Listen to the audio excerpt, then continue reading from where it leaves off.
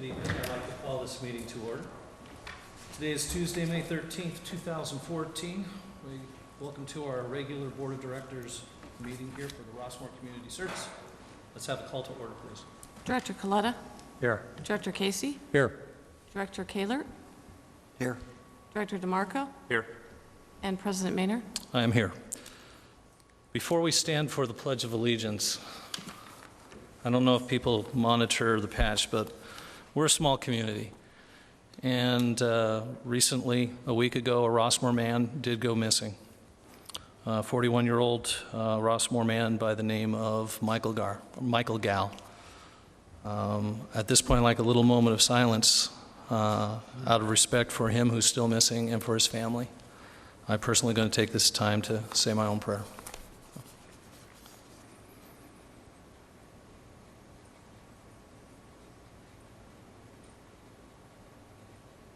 Thank you. Now please stand for the Pledge of Allegiance. I pledge allegiance to the flag of the United States of America and to the republic for which it stands, one nation, under God, indivisible, with liberty and justice for all. Thank you.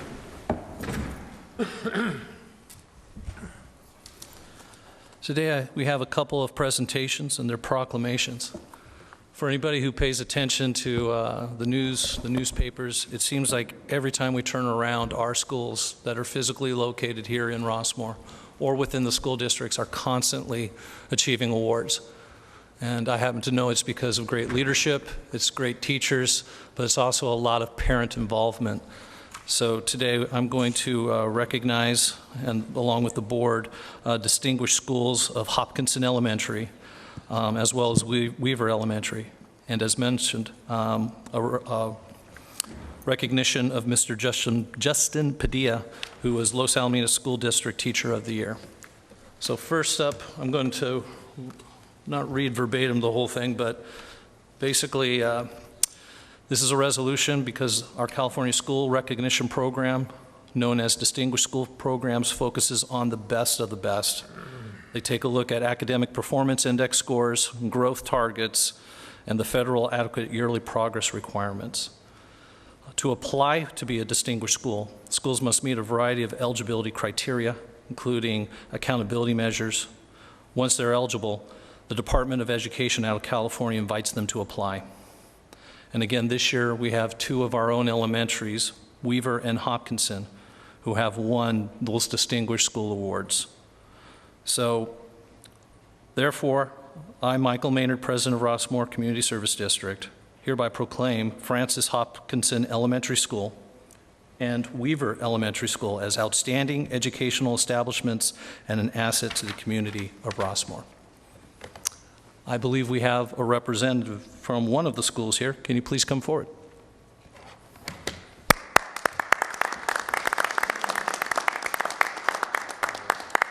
Thank you. My name is Erin Kaminsky. I'm the principal at Weaver, and I would just like to thank the Community Services District for this recognition. We appreciate it so much. It really is a great tribute to our students and our teachers and our parents. Like Mr. DeMarco, who's a devoted Weaver parent, who really makes us such a great place to learn. So thank you for the recognition. We appreciate it so much. Thank you. I'd like to give this to you right now.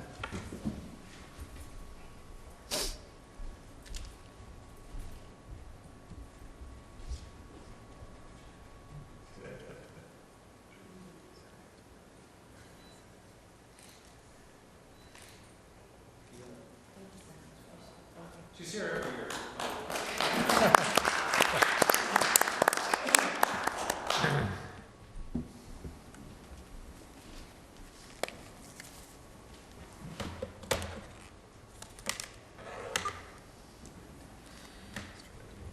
Mr. Padilla is not here today yet, but still want to recognize that on behalf of the Board of Directors, we hereby proclaim Jack, oh, sorry, wrong one. No, I give her, did I give her the wrong one? You did, yep. Yep. Sorry. There you go. There you go. We've never had to give 3 away on one night, so thank you. Okay, yeah, here we go. So Justin Padilla is an instrumental music teacher at Oak Middle School. He was selected Teacher of the Year. He currently has multiple levels of jazz bands, concert bands, and orchestras.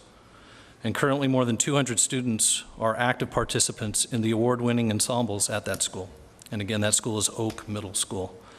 His leadership in the jazz band was recently selected to be one of the 6 middle school bands in the country to participate in the Next Generation Jazz Festival, the educational branch of the prestigious Monterey Jazz Festival.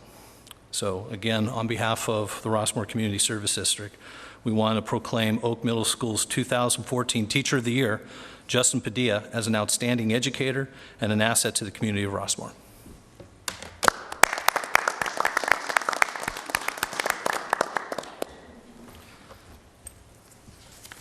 And next on our agenda, we have Lieutenant Robert Gunzel of the Sheriff's Department here to make his quarterly crime statistical report. Thank you. If I could just for 1 minute, Weaver and Hopkins, great schools. If I could glow on Lee Elementary for a minute. As many as you know, and I know this is going to be in the next quarter, we had an incident at Lee Elementary late last week, and I can't speak specifics because the juvenile is involved, but basically what had happened is someone called in a bomb threat at the school. They stated that the bomb was set to go off in 20 minutes. Luckily for the Sheriff's Department, we had our bomb squad was on training in Anaheim, and we had, I think, 11 bomb techs here within 10 minutes or so. Wow. A lot of them had their bomb dogs with them. I can't say enough about how we worked with Lee Elementary.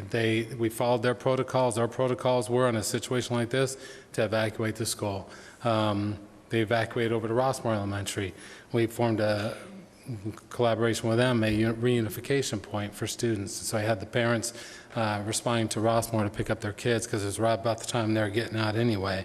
But it was just so well coordinated by the school, and we were just basically there to assist. The janitors and everyone from the teachers, the janitors, and everyone did an exceptional job getting us what we needed, maps of the school, keys, everything.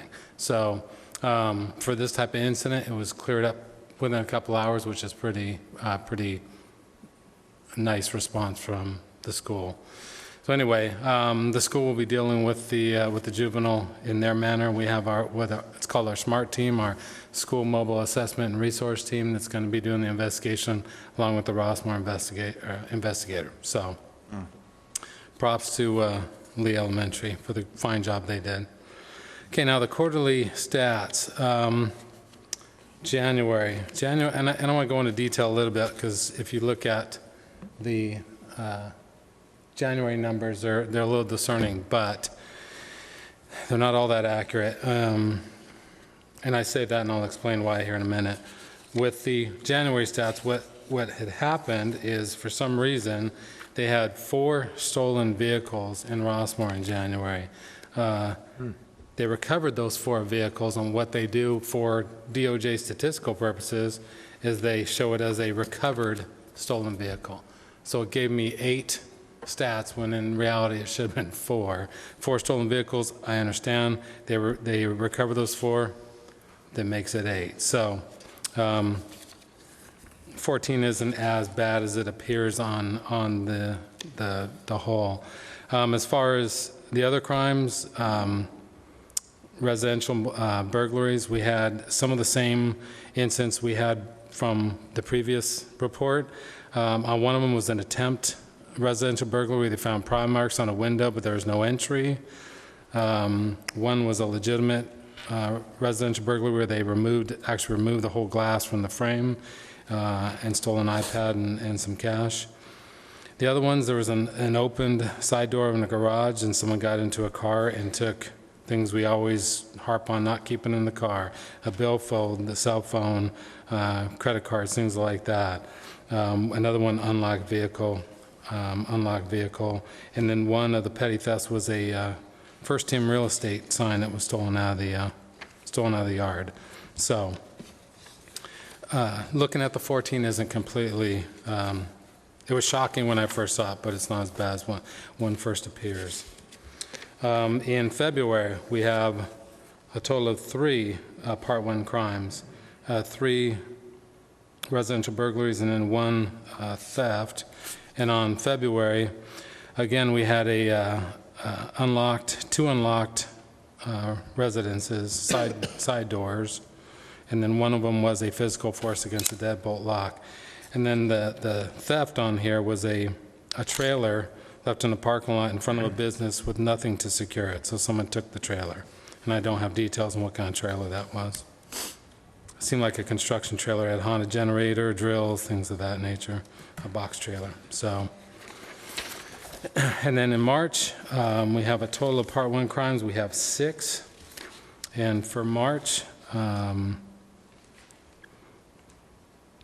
on here, one of these, they show a robbery. That one, someone yanked a chain off of a person's neck and fled. They did not get the chain, it fell to the ground. So they listed that as a robbery. This is in Rossmore? Yes, on Losal Boulevard. So I'm not sure if it was where it's outside of business or where it was. Sunday, it's like Sunday morning. So that's when you see in your stats the 211, that's the one, that's that one. And then also we have someone took a spare key on the side of a garage and entered the house and took clothing, and they thought a neighbor did it. So, but it's listed as a burglary. And then another one where someone made entry on a house that didn't have a lock on the sliding glass door, but there was no loss reported on that one. So, one front bumper removed off a vehicle, and then two vandalisms. So, to transition into the response times, as I promised on the quarterlies, just for Part 1, Code 3 responses, for, let's see, January, there were no Code 3 responses for Rossmore. February, there is 1 Code 3 response, and as I described prior, the department has a 5-minute response time goal, and they have them broken down into call taker time, dispatch time, drive time, etc. The response time on the February Code 3 one was 4 minutes and 5 seconds.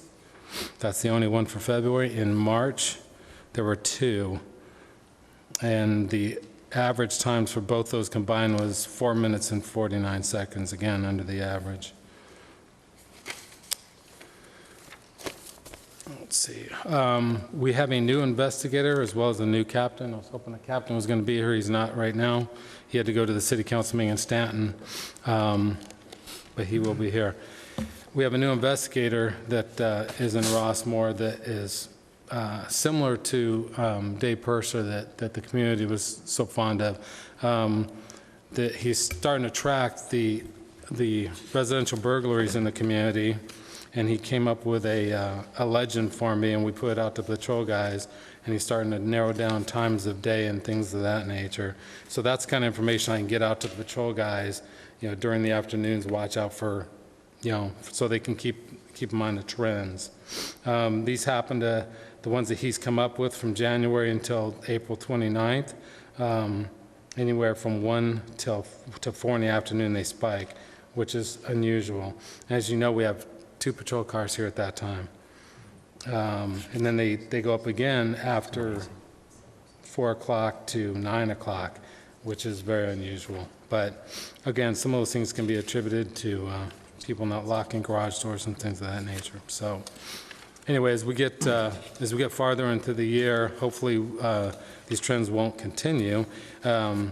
He also pulled a list of parolees that live in the community, and went to go do a knock and talk with one of those fine gentlemen. He wasn't able to locate him yet, but he's got a history of that sort of crime in his background, so we're going to go talk to him and find out what he's been doing for the last few months. So, any questions for me? Sorry, Ron, go on. It looks like, based on the distribution of the hour and time of the activity, that perhaps since the crime levels have been low these past few months compared to perhaps last year at the same time, that you don't have enough statistics to really, draw a conclusion.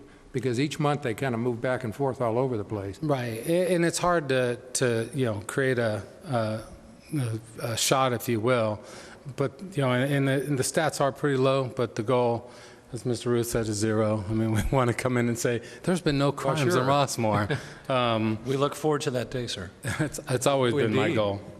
But, yeah, so it's hard to build a pattern with something like that with only a few of them. They can go and say, yeah, from 1 to 4, this is when they're happening, but there's only a handful. Yeah, okay, so. But it sounds to me like you lock your doors and you don't keep things in plain sight, we'd probably certainly cut them in half almost. I think that's the twos to exactly. the ones. And it's a trusting community, and there's a reason to have a level of trust. I, for one, have a gate around my house and an alarm. I don't leave to go to the store without my alarm set. That's the way it is for me. I'm not saying people here should do that, but it is, I think, a level of trust that maybe shouldn't, people are too comfortable maybe. Yep.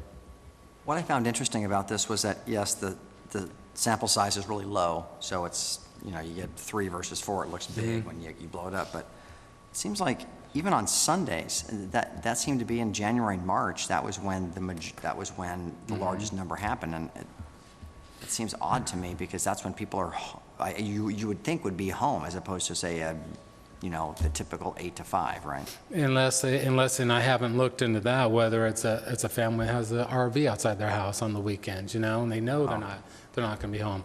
That's all possibility, and there are people here that bring their RVs home on Friday, load them up, and they come back on Sunday or Monday. Well, what you're referring to, Bill, is the 4 on January, and that's when the 4 cars were stolen. Yeah, but then March also is. Let's go to March, let's see. Dink-a-dink-a-dink. One more. There you go, 2 and 2. Yeah, yeah. Yeah, I was going to ask you about Interesting. the cars. They were all done on the same day. I know that the cars have been recovered. Is it still an open investigation? Because it just seems ironic that it seems like a target when you hear 4 in one day. Well, and I'm not sure if I've reported that prior, auto theft is the only thing that is still, hasn't gone down in the county, actually in probably the region. Auto theft is still one of the top things, and we've got our own detail that works specifically with auto theft. With the electronics, in fact, my captain and I were talking about that today, with the electronics that they have in the cars these days, it's not the old way that we were all, brought up punching the ignition thing. It's all electronic. And, with the so many entrances and exits to Rossmore, when I was working as a deputy here, my area partner kept having a bunch of auto theft, same type thing, 3 or 4 in a day. And one of the cars that he came and took a report for wasn't running. So they assumed he came and yanked it with a tow truck. And, the problem being is you're so close to the county line, if you even see, hey, the guy went that way 2 minutes ago, you can put out over our general, radio broadcast and everyone in Orange County will hear it, but a mile that way they won't. So you make a left on Coletta and you're not in our radio frequency anymore. So I'm not saying that's where it all happens or keep going on LaSalle. But yeah, those 4 were taken and stolen. And I'm not sure if it's a joyride. They don't even have that crime anymore. When I was a young deputy, we used to have joyriding. If someone took a car, it was called joyriding. They don't even have that anymore. So, yeah. So I'm not sure about the details of those thefts, but we do have a detail that works specifically on all auto thefts in the county. Other questions? And I believe someone just came in that you might want to introduce. Captain Jim Rudy, this is our new boss at Sheriff's Headquarters. Jim is a former North Patrol deputy, so he's not new to this area, this vicinity. You want to say a couple things, or are you just glad to be back? Make it short. Good evening, ladies and gentlemen. I'm Captain Jim Rudy. As many of you probably know, Captain Mark Long has retired. So I was the captain in South Operations for a while, and they transferred me to North Operations, which is a welcome change. I'm glad to be here, and I know I'll be working with Lieutenant Gunzel here on issues that are impacting directly your community. I see the topic of auto theft has come up, and I'm glad to report that we have 2 investigators, an investigative assistant assigned to an auto theft detail. Some agencies have actually disbanded their auto theft details because it's a property crime. It's not a crime of violence, but the Sheriff's Department continues to pursue that crime. Also, we do have a member assigned to the Orange County Auto Theft Task Force. So assets are being utilized to combat this specific crime. One thing that has been helpful for law enforcement, and many of you probably have heard it, is the new technology with license plate readers. Some cities have them on their vehicles, some have them in fixed positions, and that's an outstanding tool to pretty much combat this property crime. But I'm just glad to be here tonight, and anything that I can provide, any resources, I'll definitely be working with Lieutenant Gunzel to make that happen for this community. And one thing I always got to brag about my deputies and sergeants. I just came from a city council meeting in the city of Stanton, and they have a tremendous young deputy force, and you have the same staffing here, a bunch of young, hard-charging deputies that really put their heart and soul into protecting this community. I know they're young, but they got a lot of energy and a lot of enthusiasm, and I'm proud to report to you that you got some outstanding deputies here that are working in your community.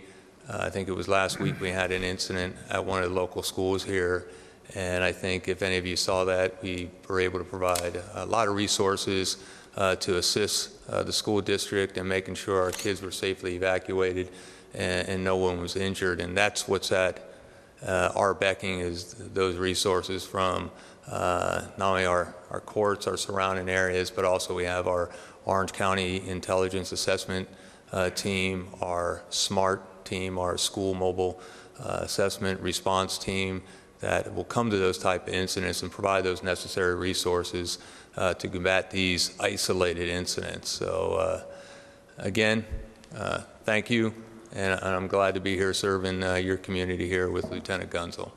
And if anyone has any questions, I'd be more than glad to answer any questions. Welcome, Captain. I do have a question. It's not directly per se to you, to the Lieutenant probably more appropriately. You brought up a very good point about communications with Long Beach PD, which doesn't exist. I don't look for an answer tonight, but could we explore, you're probably thinking this is impossible, it's been this way for decades, but there has to be some solution. We're in a new time frame. Technology is, I can't keep up with it. And you guys appear to be younger than myself, but the point of the matter is, can we think forward? What can we do to bridge that gap? Because I'm convinced, not exclusively, but to a good part, those that would plague this community are coming from LA County. And if we can communicate, boy, it'd be resourceful for everyone, both sides of the fence, because I know there are reports that are read over there that take place in Orange County.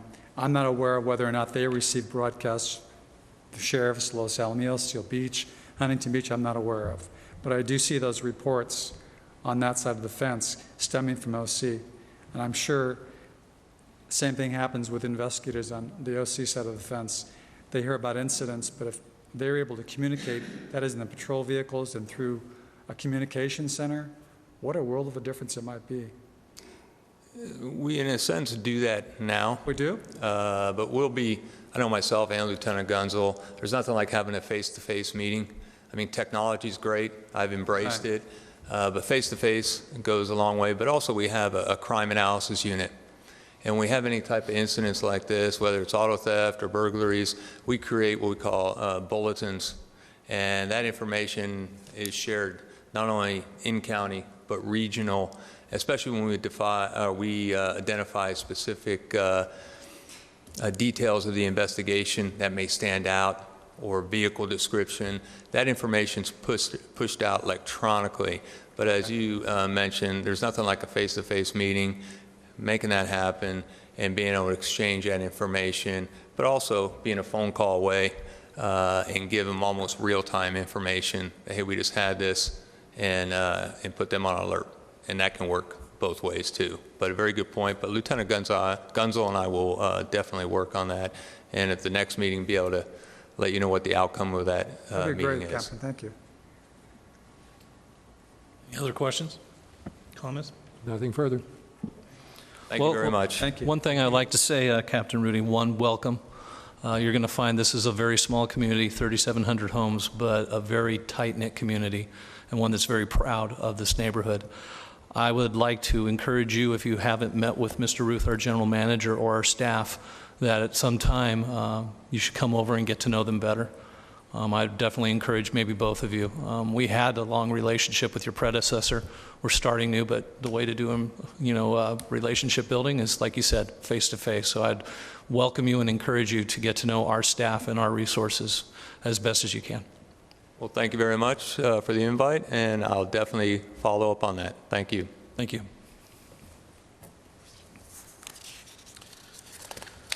Moving on tonight, we do not have any additions to the agenda. We are now ready for public forum. Any person may address the Board of Directors at this time upon any subject within the jurisdiction of the Rossmore Community Service District. However, any matter that requires action may be referred to staff at the discretion of the board for report and action at a subsequent board meeting.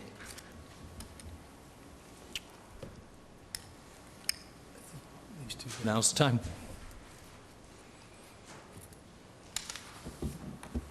Good evening, Mr. President, directors and staff. My name is James Fissler.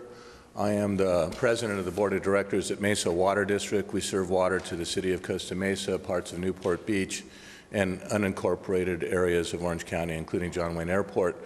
And when you add in that we serve water to the Orange County Fair and South Coast Plaza, we basically serve over 30 million people a year.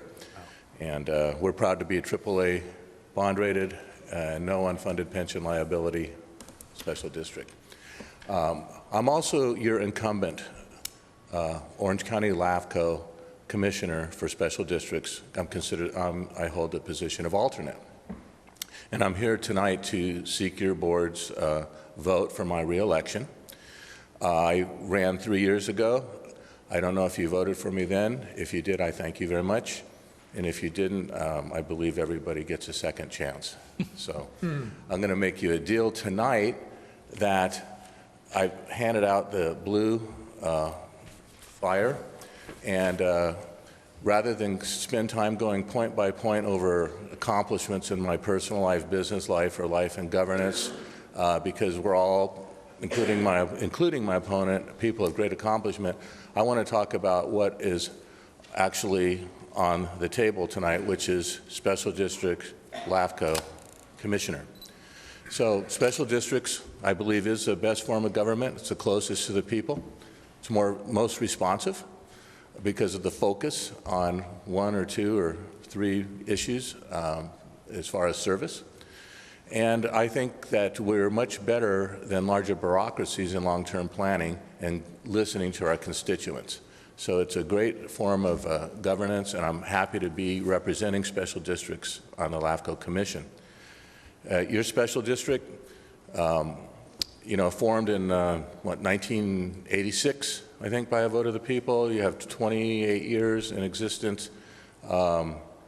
Congratulations on that, on the vote and what you've become. I know you have 3 years running as Tree City USA, and you're very proud of your urban forest. I am a realtor. I have sold many homes or brought buyers to many homes, usually listed by first team, through the years in here, and I love your district. In special districts, again, being close to the people, tonight you had Hopkinson School and Weaver School and Mr. Padilla you could give proclamations to. A lot of times that could slip through a larger city, and so that's another thing that makes them great. And also you have a new general manager, recent general manager. I think you're probably poised maybe at some time to come before LAFCO, before us, to maybe activate your latent powers for maybe sheriff, animal control, and garbage collection. I'm happy to be a resource to help with the numbers, because it's all about the numbers. It has to prove to be the most efficient way to do it. And I know there's been arguments on numbers in the past that some LAFCO staff people have come up with. So I'm there to be a resource for you. As far as LAFCO goes, though, it was formed in 1963. Special districts had no representation. We didn't get special district seats at the table until the early 90s, and it's really great for us that we have that, or my district, your district, probably wouldn't have gotten the recognition we need to still be around and would have been folded into cities But the good news is at LAFCO, I can see that we are accomplishing our mission now of efficient delivery of government services, not through forced consolidations or annexations, but trying to institute best practices by being a leader, a partner, and an advocate for cities and special districts to serve the 3 million people in Orange County while keeping the same sphere of influences and government structure. So that's great. So then that brings me to the seat of commissioner. I have been fully qualified to vote in case a regular commissioner was absent or had to recuse himself. I sit at the dais, I participate in all the discussions, closed sessions, I participate in policy formation through the years at our strategic plan meetings, and I meet with the principals or talk to them, so I'm qualified to vote. I always do my homework. I haven't missed a meeting in the 3+ years I've been there, and in fact, a year before I ran, I sat in the audience as a member of the audience and watched LAFCO, and then when an election came, I thought, this is good for me. I like this. I'm going to run, and I was fortunate to be reelected. So what your decision tonight is, we all have qualifications, but who has the experience at LAFCO? I've been there 4 years without missing a meeting, 3 years sitting up there on there. So I'd like to continue. I enjoy it. I'm an advocate. I'm an active commissioner, and I would be honored to get your vote. And I thank you for your time, and I'd be happy to answer any questions. But usually the questions don't come from during meetings, but I'm happy to answer them. Gentlemen? No questions. Thank you very much. Thank you for coming, though. We really appreciate it. My pleasure. Thanks. Appreciate your overview.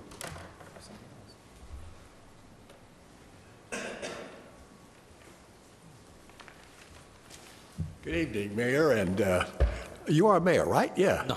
No? We are not a city. We're a special district, so we have the title of president versus mayor and board directors versus city council. Well, thank you. Thank you for telling me. I should know that. I'm Rich Fresky, and I am a member of the board of Serrano Water District, and I am the president of the Independent Special Districts of Orange County. So staff and board members, welcome, or I thank you for welcoming me. There we go. And as you know, there is an election for LAFCO, and that election is for the alternate. We have 2 full-time people there, and there's a room for an alternate. And as you also know, LAFCO has a very significant role in the special districts. They are very important to us. And I think this election is very important also. And I believe that it's vital that we have our best there representing us at the table. I believe that we need the very best that we have to represent ISDOC to LAFCO. And although I very much respect the gentleman that was just before you, I do believe we can do better. And the reason I believe we can do better is because I have the experience, I have the skills, I have the time, I have the desire, and who better to serve on LAFCO's board than the president of ISDOC. But let's talk about my experiences, and I will talk about them because they are very important to this discussion. The experience that I have provides a skill set that's important to us to be represented at LAFCO. Look at what I've done on page 156, and also I think you have it before you. And if you don't, I'd be more than happy to give you a handout. Guys, if you're on the same one, it's 149 of 50. I founded and sold, I started and sold 2 diverse companies. And one of them was in the hospital supply business. We manufactured sterile products and sold them to hospitals. As a matter of fact, General Hospital Supply over in Los Alamitos was one of our best customers. Just think for a moment about starting a business, starting a medical supply business, and going through FDA and all those things. Did that. And then the other one I started was a plastic pipe company. Plastic pipe company, we've got the National Institute of Health, you've got Uniform Plumbing Code, and all the other things. So I started and sold 2 companies, successful companies. I was CEO of 2 others. One of them I took public. That was a small biomedical company headquartered here in Orange County. So those were the main things I did. And then I retired at age 58. I had been a stockbroker for the last 5 years. So now let's look at what I've been elected to. I've been elected to the president of ISDOC. I've been elected to the board of directors of Serrano. And I was elected to the Villa Park City Council. I was on the Villa Park Council for 12 years. I was mayor for 2 terms. It's a northern county, a northern city. Serrano is a very small water district, but Villa Park is a very small town. We're the smallest town in Orange County. We have 2,000 homes, 6,000 people. Our city council does not get paid, so these are all volunteer jobs. You can imagine seeing the difficulty that you have in this community, or the things that you get involved in. The same was true with us. As a matter of fact, Lieutenant Gunzel started out with us as a deputy, and is currently now our lieutenant in Villa Park. Let's look at where the things I was appointed to.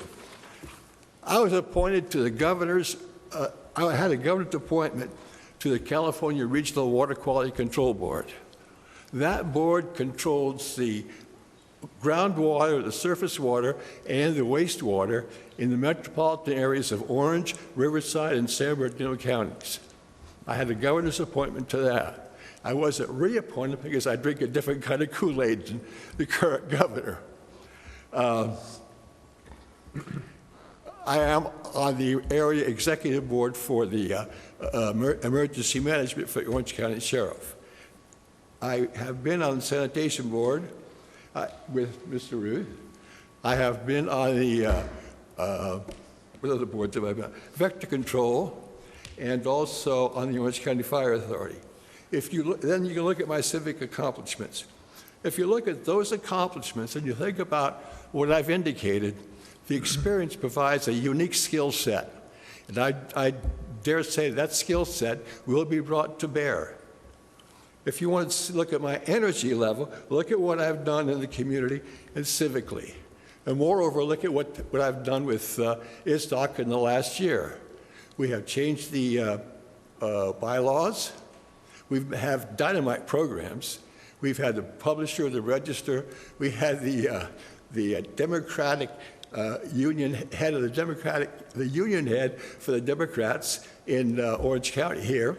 We've had great programs. So we've done a lot. And I tell you that that's the skill set that I bring. And I know that if you give me the vote and I get the position, you will be happy. I will not sit around like a bump on a log. I will be a vocal advocate for our cause. I'd be more than happy to answer any questions. Gentlemen? Well, then I thank you for the time. Thank you very much for the interest. And I do encourage you to come to ITSDOC meetings. Our next meeting, we have the fellow who was the SC head of government professor at SC. In any event, thank you once again. Thank you. I will be there. Pardon me? I will see you there. See you there. Thank you. Thank you for coming. Thank you very much. Bye. Appreciate it.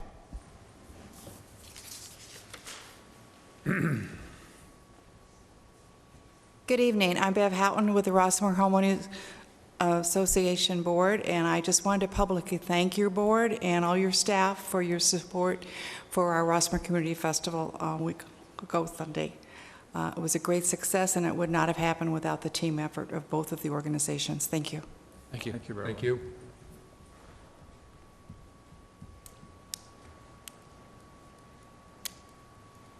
Good evening, Board. I'm Milt Houghton, and I think I would take an opportunity just to give you an update. As you remember, during my term as the president of the RHA, I made regular appearances here.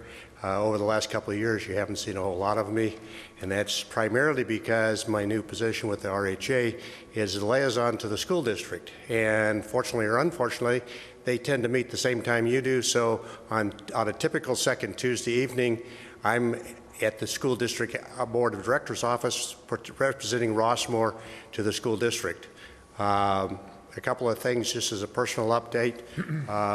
Since I last saw you all, Among other things, I've completed my doctoral program, so I now am known as Dr. Houghton.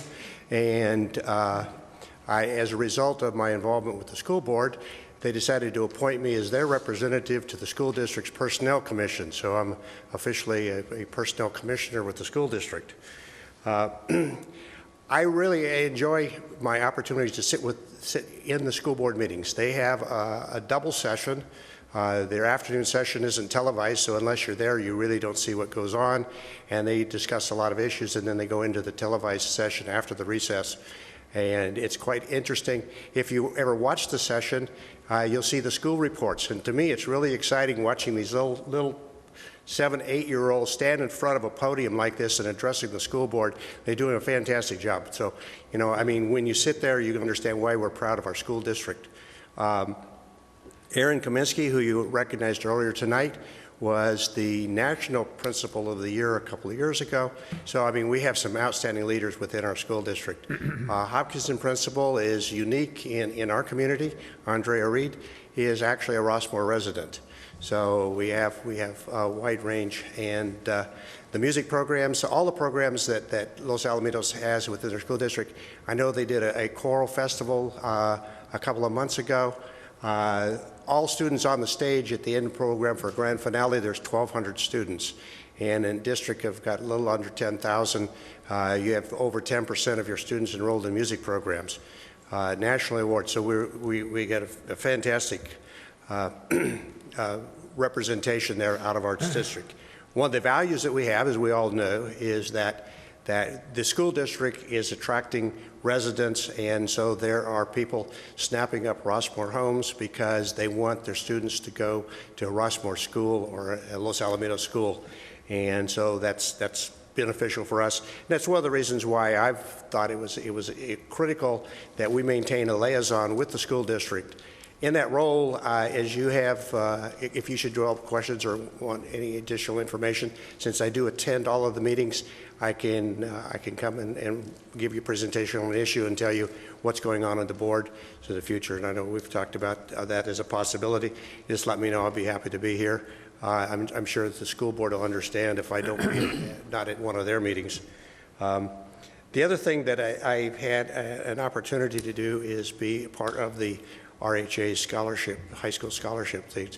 And I think you remember when we started that several years ago, we presented the awards here. This year, we've increased the awards now to where the first place recipient is a $3,000 cash award. It goes $2,000, $1,000. So we give a total of $6,000 out to high school seniors. We just completed the competition. Next week at our RHA meeting, we will present plaques to them, and then I'll have the privilege on the senior awards night the following Thursday of actually giving the students their checks. Outstanding local citizens that we have. Our first place recipient is Philip Paulson. The second was Madison Swallow, and the third was Austin Geller. And I'll give you those names so that if you want to do something in special recognition of them, that you can also do that.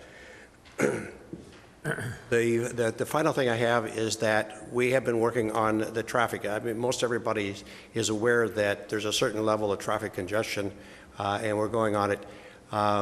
The district has completed their traffic survey.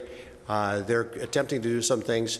It'll be interesting to see. One of the things that they will begin next September is a staggered start time for the elementary schools, and we'll see if that mitigates some of the traffic congestion that we have. As we're looking at this, one of the groups in our interest, for whatever reason, and I think it's just because they happen to be the easiest to identify, is our interdistrict transfer students are kind of catching the brunt of, well, you're the cause of our problem. I would have to tell you that they may contribute to the problem, but they're not the sole cause of the problem, and that what we really need is a more in-depth study. The first thing I think, though, is to see what staggered starting times will do, and so we'll wait until that. It was rather ironic. Last week, right after we had the incident at Lee, the school board had a presentation on what updated the school safety program. They've had a safety consultant for the last year and a half develop things.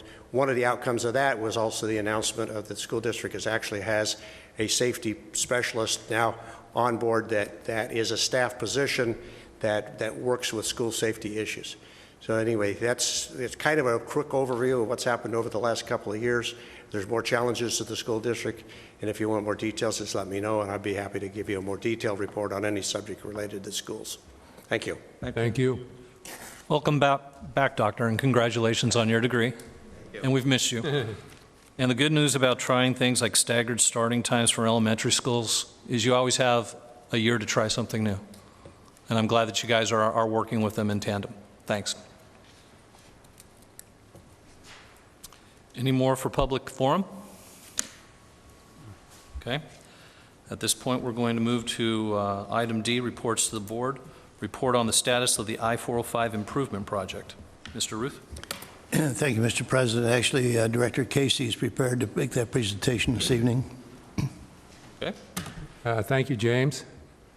3 weeks ago, OCTA released an updated I-405 expansion project schedule that actually can be found on the RCSD website under the I-405 project improvements. I think it's at the bottom of the website. And the key item in the schedule is the Caltrans selection of the preferred alternative. And the schedule where they show on that is a date of May of 2014, which if you read the calendar, that is right now. And the problem with this is that the Caltrans director has stated, he's the director for the state of California actually, has stated once again, he said this before, that locally preferred alternative one selection by the OCTA board does not go far enough in addressing current and future congestion along the entire corridor from a statewide perspective, and reiterated Caltrans' desire to see the best transportation solution for the region, which he's saying is basically not covered by this. And the director went on to say that there would also be no consideration of project alternative 2, which was the addition of 2 general purpose lanes in each direction on the I-405 project, in addition to a few other items that were on there. That's the key one. Now, if you're like me and you've seen all these iterations, it's clear to me he's ruling out every option that does not include toll roads. So here we are with Measure M2, where we're going to be spending, perhaps, if this ever gets going, between $1.3 and $1.4 billion, maybe more, depending on the outcome. And so with eliminating anything but possibly toll road initiatives, if he has his way, and as a director, who knows, it means that those monies could go for improving the infrastructure along the corridor cities, the bridges, the on and off ramps, and other enhancements that would enable Caltrans to put in toll roads, which they would not be able to do without the M2 monies. The next problem is that any selection delay, which it's already been delayed several times, as I'm sure you're well aware of, and any of these delays cost $3 million per month, maybe a little more than that, and that's in addition to over a $730 million shortfall that already exists. The next item I have on this same subject is, if you recall, at our last board meeting, I discussed the letter that the I-405 corridor cities sent to OCTA and Caltrans, and I'll show you, I'll read you the recommendation just to reiterate it.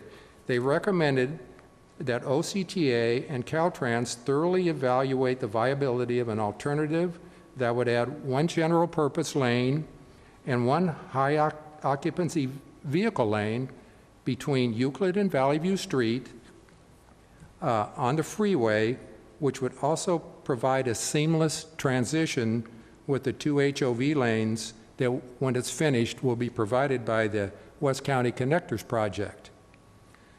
Now, this letter was penned by the corridor cities with the help of Townsend Public Affairs. A problem with this that Rossmore was not asked to participate in any way in the effort of developing this initiative. And I come to find out that of approximately 20 representatives from the cities on the corridor letter project, many of which are mayors. 6 of them are mayors, and others are different people in various and sundry positions within the cities. So there was one individual that said that Rossmore, based on us not being a city, may not have the authority to make decisions regarding our community, that it could be some other group or entity that would make that decision, which again makes no sense to me.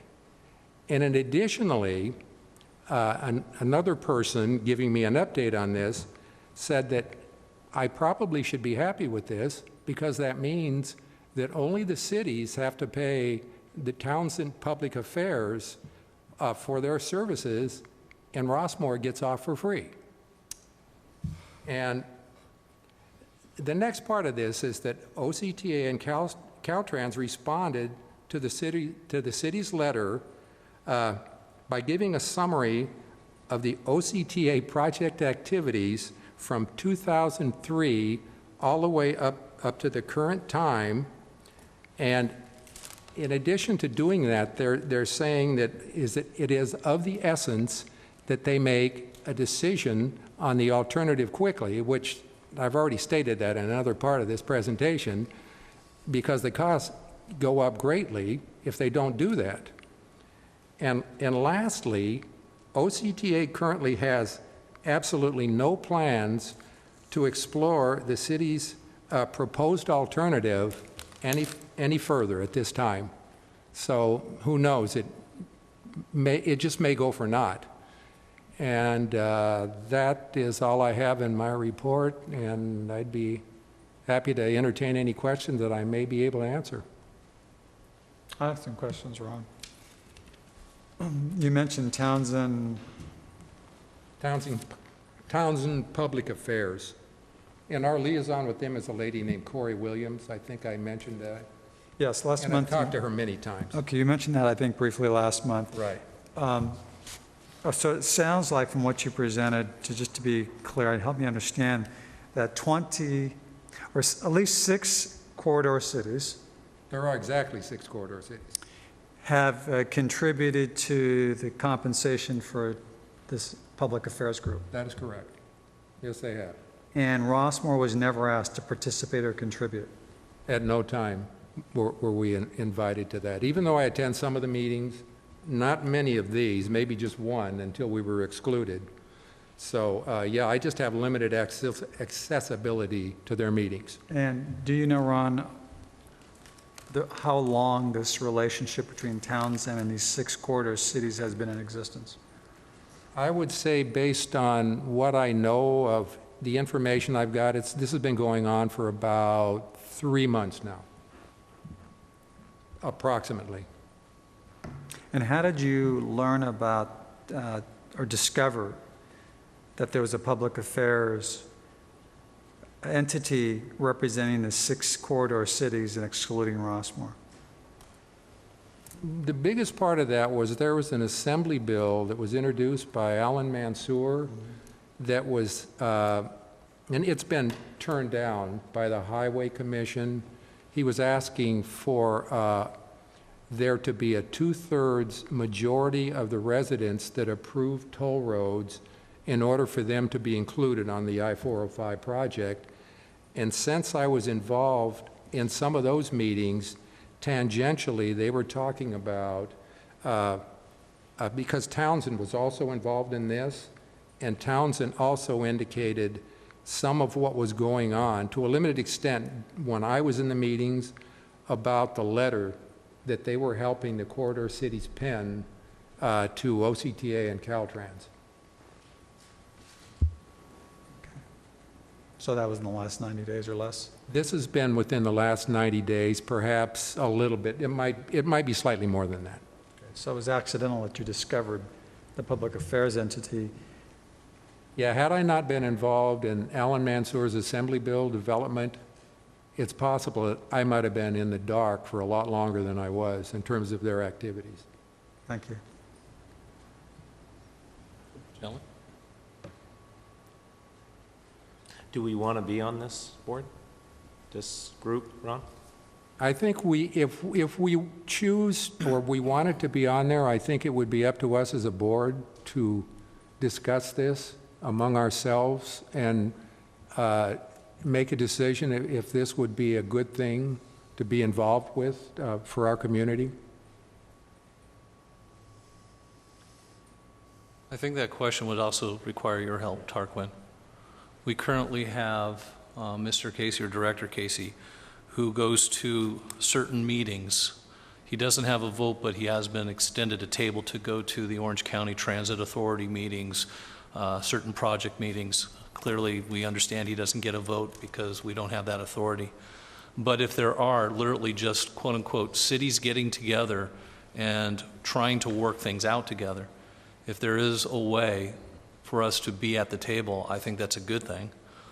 The one thing that I'm actually happy about is that this project, I'm just going to take a step back. This project has been a mess 3 years ago, 2 years ago, 1 year ago. Long time. This time last year, we were having community meetings. The community came out and was very supportive of not having toll roads. OCTA did the right thing by accepting alternative one. So now these cities, after the fact, are trying to come back and go, well, let's think about something else. So I actually respect OCTA for sticking to, they had to make a decision, they stuck with it, and they're saying, no, this is off the table. I completely respect that. If it ever became on the table again, we would do exactly what we did before. We would outreach to the community, we would have public meetings, we would get public input, and then we would together as a board, based on that input, based on the input, I should say, of the committee, then at least make our recommendations as well. So on that part, I'm very comfortable that this new option that came out that we weren't invited to, I'm glad it didn't go through, to be honest, because this doesn't have any community input. And I have mixed emotions about that because now that, and I'll mention his name, is Director Doherty, who is the Caltrans head for the state of California. With him ruling out every alternative that doesn't include toll roads, the only thing that may be left possibly would be this new alternative that the corridor cities have introduced to OCTA and Caltrans. So I think we have to be a bit careful before we, really dismiss it and say we don't want it. Well, what I'm saying is, I'm looking at this letter here, and it's got all of our neighbors and the mayor's signatures. Correct. Were there any, are they just being political here? I don't recall, I read the Sun Enterprise, I read all those things. Did they have community output like we did? At least we could say that when we voted at the time, this was not on the table, we at least got the input from the community. But here you have a letter from 6 mayors and they got the logos of their cities. I still believe in complete transparency. I believe in getting the community and hearing what they have to say, and I don't think they did that. I do want to take a step back that I'm completely against, and this is where it gets confusing for everybody. There's different entities. There's our Orange County Transportation. There's the Caltrans, and I completely feel that Caltrans is trying to bully and create a toll road, and on that I want to be very vocal. I don't think people want that. It's double taxation. We all voted on increasing sales tax for a particular purpose, and now they want to change that purpose. So bottom line, we need to keep our eyes on this. We feel like we should be invited to the table if it's legally appropriate based on jurisdiction and what we're able to do. But in the past, we have always sent representative to ISDOC meetings, to OCTA meetings, to different share stakeholder meetings as well. And if there are going to be something like this, I think we should be involved, because then at least if we were involved, we would at least probably brought up to the other mayors of, have you reached out to your community? Have you seen what they want? Have you held any, public forums on this? So I know I'm not being very clear in the direction I'm giving you, but it would be nice for us to have a seat if it's appropriate. So your question to Mr. Tarquin is? Yes. Is? Oh. Do we actually have representation powers for these type of meetings that take place that involve the freeways that are very close to the proximity of our homes and to our community? I see no reason why this district should not have representation powers. The issue of who has representation or which cities are invited to be part of this process is not set by statute, as far as I'm aware. It's really a coalition of local government entities in various formats. So is it this board's desire to be invited to have a seat at the table, which is my understanding of what you're saying? Mm-hmm. Okay. How can I assist the board in getting to the table? Can I respond just briefly? Sure. I don't know if I'm going to answer your question directly, Council. Let me just digress for a second, if I may. People have said that by default we have a de facto mayor, and that's our District 2 representative or a District 2 supervisor, because we're unincorporated. That's been said, but it's I don't know if it's statutory. I think it's just been expressed from generation to generation, or people like to think that it's been a protocol that's accepted. But in this letter penned by this public affairs group on behalf of the 6 corridor cities, I think it's correct, Mr. Casey, that Mr. Morlock, our District 2 supervisor, was not asked to sign on this letter as a representative on behalf of Rossmore. Is that correct? I feel quite strongly that's true. So, I'd be surprised if he was. With that factual background that the District 2 supervisor has not been asked to voice an opinion in a letter in that narrow plane, right, and yet knowing we have not been invited, and yet, and following what you say, how would you best suggest we procedurally input our thought process, assuming that the community has a consensus on what we should voice, back to OCTA, back to the corridor cities, and even Caltrans? Oh, and absolutely back to Caltrans. There are a number of ways procedurally you could do it. If you wanted to, at the next meeting, for example, you agendize the discussion and have a draft resolution or resolution that comes out of that meeting stating your position as well as your desire to have a seat at the table. And I'm being colloquial, we can wordsmith it a little more eloquently than that. That is the most direct way of expressing this board's will in a legal sense. I am certainly happy to write whatever letters are necessary as a legal counsel for this board to the entities that need to hear from us and request the seat at the table. I personally, speaking for myself, I think that's a great idea. But Mr. Maynard touched upon something that often people may reflect upon it, but they don't articulate it. And I think that you hit the mark by saying what Caltrans' objectives are is to impose a tax, if you will, or an additional tax, when we've had a scheme in County of Orange for some years, passed by the electorate. And I don't know the answer, and I don't want to put you on the spot, but it might be worthwhile to consider, if you can, another time to advise us.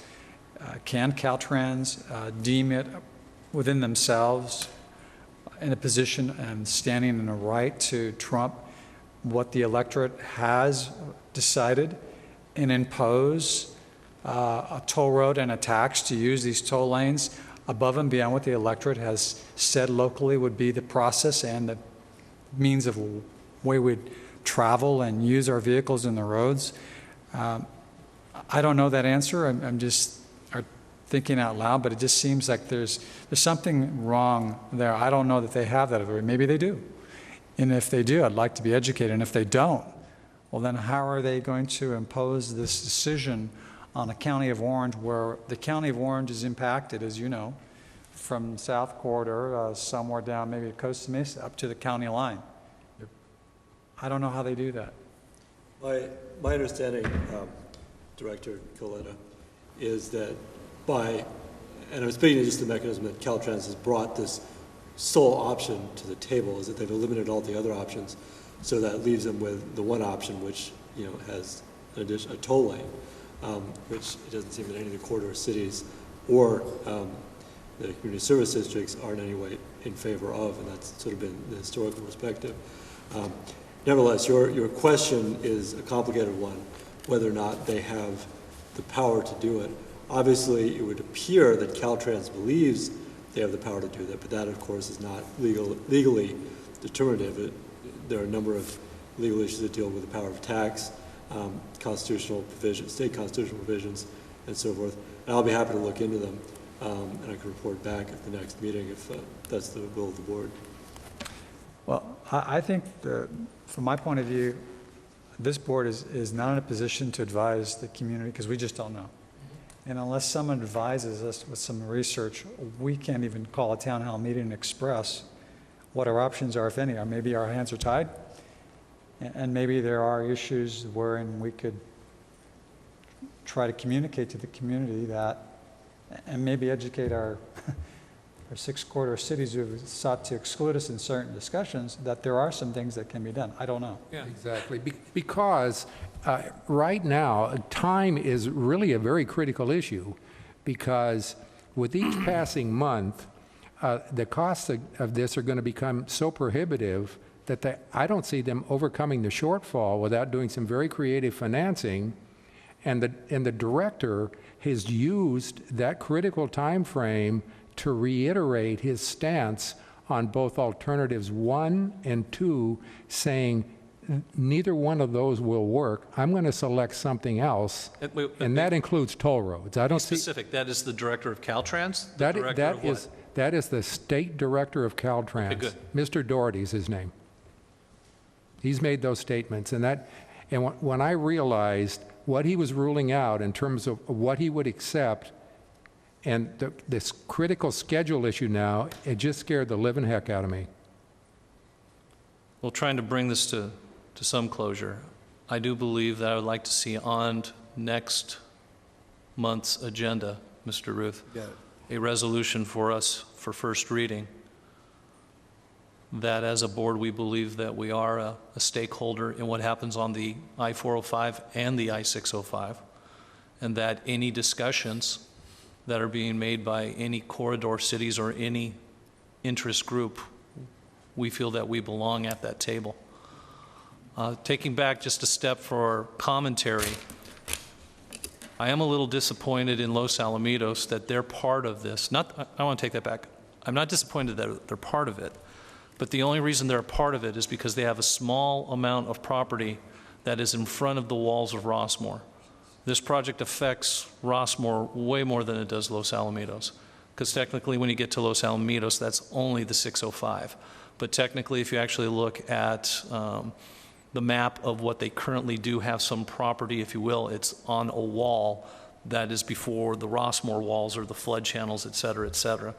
So I would also like to, Mr. Ruth, for you to reach out to the city managers of Los Alamitos and the city managers of Seal Beach. Please remind them that we are their neighbors. We share schools, we share churches, and that if anything comes up, that we would expect them to at least be on our side as an ally and fight for us to get at the seat at the table, because we deserve it just as much as anyone else.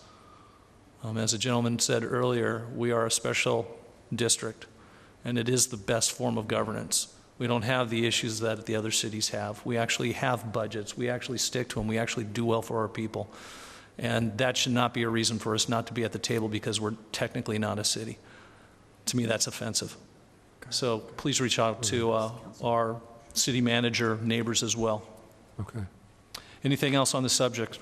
I'd like to ask the attorney if we need a motion to bring back a resolution which states Rossmore's position on the issue of the 405 expansion. That is a different, just so you know, that is different than the resolution that I'm asking for. I'm not asking for an opinion, I'm asking for a seat. Are you suggesting that we have another resolution on adopting a plan? Because if that's the case, that would come after we have a better understanding of the different plans. But as far as what you reported, is that currently the option that the OCT board voted for is the one that's still in play, and that's the one that Rossmore supported. That's correct. That's exactly right. So your feeling is before we can have a motion to do something like that, that we... Well, you're asking for a motion for us to make a decision on a plan that we already have made. We already have a resolution that we do not support toll roads and that we support option one. We already have that. That's exactly we did where that we last are. summer. That's right. I'm asking for a resolution for us as a board to read next week, possibly take a vote or do a second reading later on that says that as a board here, we believe we belong at the table, and we're going to do everything we can to have a seat at a table at these type of events. Mr. Maynard, let me just interject something here briefly. Sure. Given time is of the essence, I mean, really is of the essence. It is. By the time the board convenes next month at the regular scheduled meeting, which is June, help me out, Ms. Deering, do you know when that is? 13 weeks. Maybe the 13th. I'm sorry? I think it's the 13th, but I'd have to check, so All I right. don't know. I believe you're right, but it's the second Tuesday of the month. Right. There won't be time for a second or a third reading. It's something that we need to make a decision, I would hope, next month on the regular board meeting. Okay. It's the 10th. The 10th? Okay.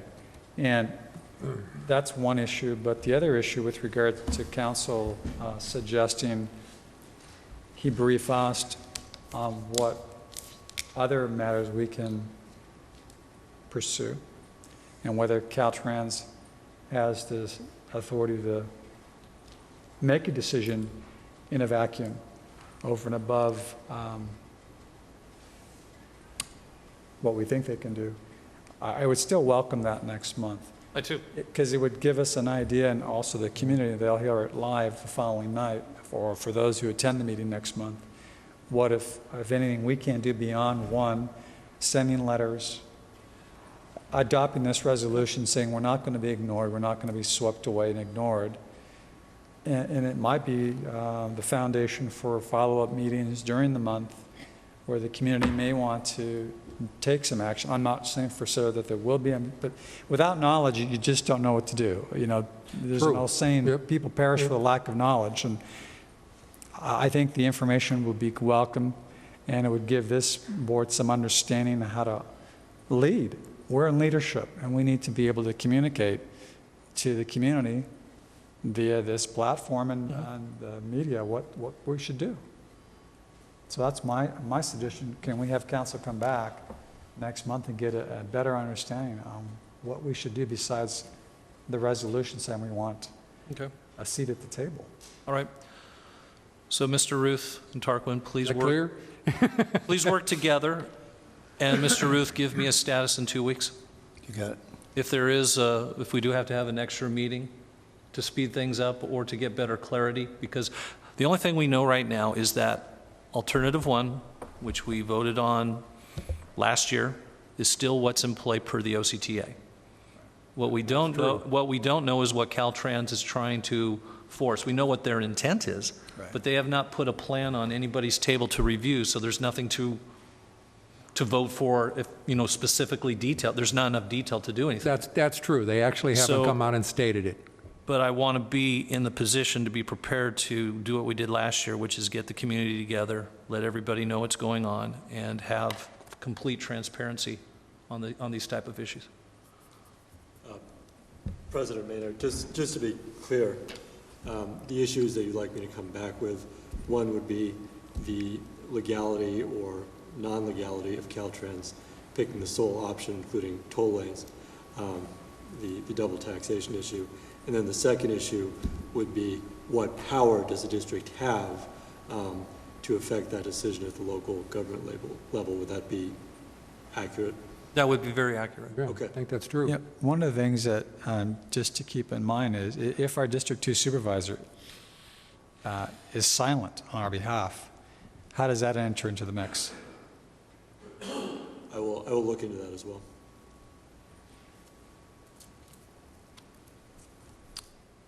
Anything else? No, thank you. Director Casey? That's all I have. Thank you for the Mr. report. Casey. Good report. Yeah, thank you. Thank you. We're now moving forward to Section E, our consent calendar. Consent is expected to be routine, non-controversial, act upon the board of directors at one time. If any of my colleagues here request an item be moved up from the consent calendar, now is the time to do so.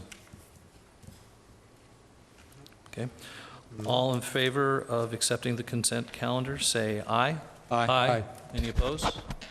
Let it be no. Consent passes 5-0. We're going to move straight to regular calendar, Section H, Item 1. This is Public Works CIP Committee recommendations regarding our preliminary FY 2014-2015 Fund 40 budget and project list. Mr. Ruth. Thank you, Mr. President, members of the board. Actually, the committee report and reviewed on the 29th of this month, I believe. The committee met and considered the proposed capital improvement program presented by staff. During that meeting on the 29th, they looked at the options that staff had laid out, looked at the capital improvement program was in progress that we'll be completing this year, at least most of it, and then looked at new projects proposed for the coming year. What you have before you in that report is a 3-year capital improvement program. Only 1 year of that, basically, we're asking for not approval tonight, but we will be in June. So the committee reviewed those projects, gave a lot of input, had a lot of discussion with staff, and ultimately approved the staff's recommendations for your consideration this evening. It's still wide open. If you have any thoughts or ideas or recommendations for our consideration, plenty of time to submit those to staff, and we'll certainly take those into consideration. But one of the things that we talked about in that committee is we're looking at funding sources for the future, and as we move into this next year, there's very limited resources to address the multiple needs in our capital improvement program. So staff recommended for the committee's consideration that we take $100,000 from Fund 10 and put into the capital improvement program. And if we did that, that would still leave, you have $827,1400 or $14 in that particular, the reserve fund at this point in time.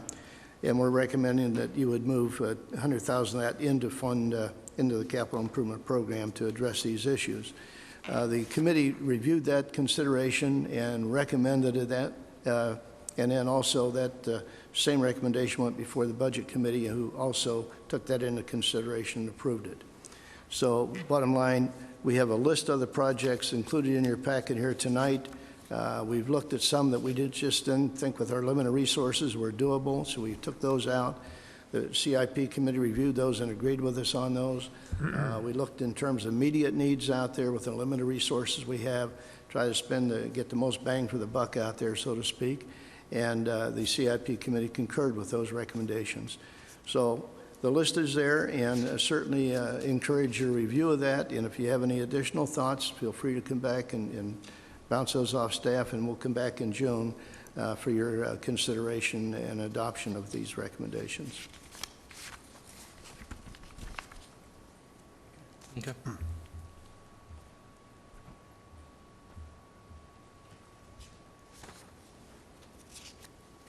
Mr. Ruth, did you want a recommendation this evening from the board in the form of a motion, or is this just to be a report received? My understanding, sir, and this is past history, that I've been told that basically this is just for your review and consideration tonight. We're asking no action. Right. We'll be coming back in June, so you still have time for additional input if you so desire.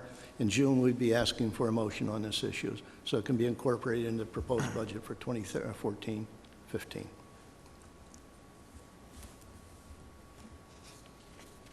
Does anybody not on the committee have any questions about the projects,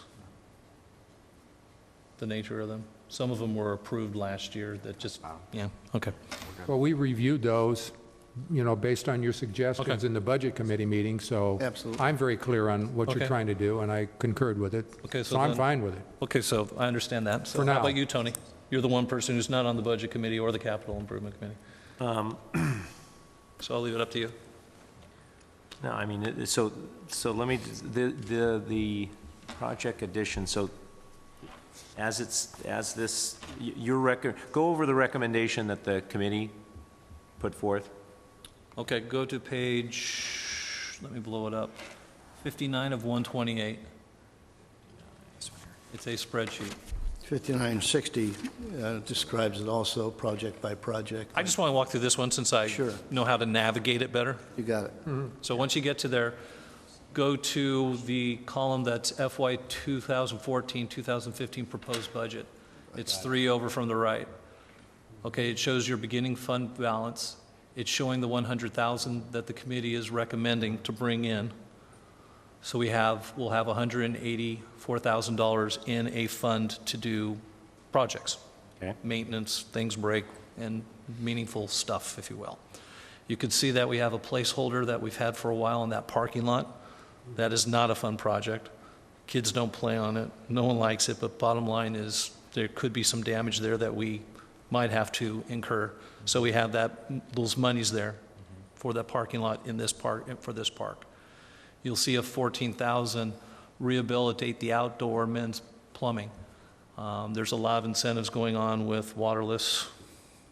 And if you've been in there, sometimes the funny thing is when we had this committee meeting, we actually were in the kitchen and we're hearing the flushes of the public restroom. There's some work that needs to be done there.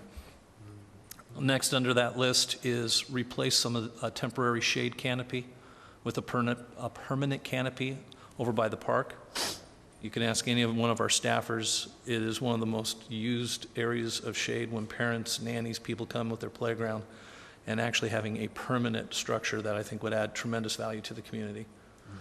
And then you see the Rossmore wall. As you know, we have brick damage, so that's the funds that we want to put in there for this year to take care of it as it's needed instead of a lump project. Then you see the Rossmore monument walls that we've been putting on the corners, what they call the fourth corner. And then some landscaping. And then some landscaping that we need to do. So we're proposing $90,000 worth of projects out of an available budget fund of 184 for this year. Understood. Is that quick and clear? Yep. So thank you very much. If there's nothing else, we'll move on. Since this is just a review, we'll move on to section 2. Go through it the same way we just did now for the budget committee recommendations for the 2014-2015 annual budget, as well as first view on a salary plan. Thank you, Mr. President, members of the board. Once again, this is to receive the report of the committee and recommend and provide direction to the general manager regarding the formulation of the 2014-2015 final budget for fiscal year 2014-15 and an annual salary plan. In accordance with board policy, the general manager has presented a proposed preliminary budget for the fiscal year 2014-15 to the budget committee. Further, the general manager has developed estimates to close prior to April 30th, which are part of the proposed budget. You will note that our estimates indicate that your fiscal 2013-14 final budget will close with approximately $1,080 of budget revenue over budget expenses. Very tight, very close, but it's been a very good budget, and I think staff's done a good job of managing it, and the board's done a good job of overseeing the operations to keep it within the projected revenues. The board has previously had the option of encumbering the funds for unbudgeted expenses in the current fiscal year, applying the funds to Fund 40 for capital improvement projects for next year, or simply rolling the monies over to reserves. Next year's budget will once again have a beginning and ending fund balance for each fund. The board will have the option of reallocating ending fund balance monies to other funds as a function of the adoption of the resolution to that effect. CIP committee has reviewed and has made recommendations for the 3-year CIP. Please keep in mind that the board will only be approving the first-year budget, and the CIP and the future year's budget figures are estimates only.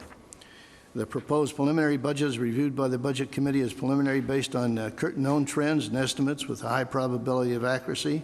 I think staff has done a good job of monitoring those costs and monitoring those revenues, and there's no surprises out there that we're aware of.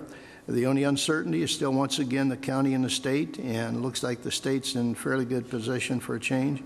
The county still has a lot of issues out there with some of the revenues were taken away from them by the state. So they're still working through their budget issues, which could potentially have an impact on us, and we'll keep you informed and aware of any of those issues that might surface from the county in the next few weeks. After your initial review this evening, the preliminary budget and salary plan with amendments, if any, will be resubmitted at your June meeting for further review. But basically, based on the estimates to close, the preliminary budget for Funds 10, 20, and 30 are basically flat budgets. So we're not looking at a huge increase in the budget here, very minimal. And we're staying within the projected revenues as best we know of at this time. Regarding Fund 40, it's rather certain that capital projects contemplated for fiscal years 2013-14 will not be used up for the entire budget amount, and we're monitoring those. Those will be carried over. We'll complete those projects in 14-15, along with the additional $100,000 that you are going to be considering to put into the capital improvement program for next year. We've identified the projects. Basically, this budget also includes a recommendation for your consideration to move that $100,000 from Fund 40 and be approved. This will obviously assist us in that capital improvement program and facilitate us our ability to complete a lot of those projects throughout the system. Actually, the Budget Committee has reviewed the proposed 2014-15 salary plan and is recommending a 1% CPI for most employees and a salary adjustment for an additional 2 employees who are substantially below the midpoint of the salary range. This has been recurring over the last several years. We've looked at the budget and looked at the CPI and made those adjustments for the employees. 2 of them are substantially below, and even this 2% is not going to bring them up to the mid-range, but it's a move in the right direction. Total cost for these adjustments is about $7,500 for the entire year. So at your June meeting, the board will be asked to approve a notice for publication stating the general manager is preparing a proposed final budget. And that final budget will be available for inspection, specifying date, time, and place when the board will meet and adopt the final budget. In conclusion, Mr. President, members of the board, the Public Works CIP Committee has previously reviewed and commented on the proposed CIP in the Budget Committee, has reviewed the estimates to close proposed budget and evaluated other program costs such as a salary plan. It is recommended the board receive both budget documents and direct the general manager to bring these documents back to you in June with any revisions for further review and input from the community. Attached for your agenda reports presented to both committees that you have an opportunity to review. That concludes this report, Mr. President.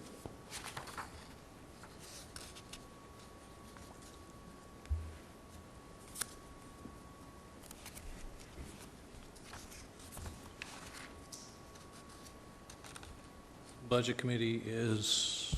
It's myself and Mr. Kahlert. Okay. Any questions to the committee? Tony? Nope.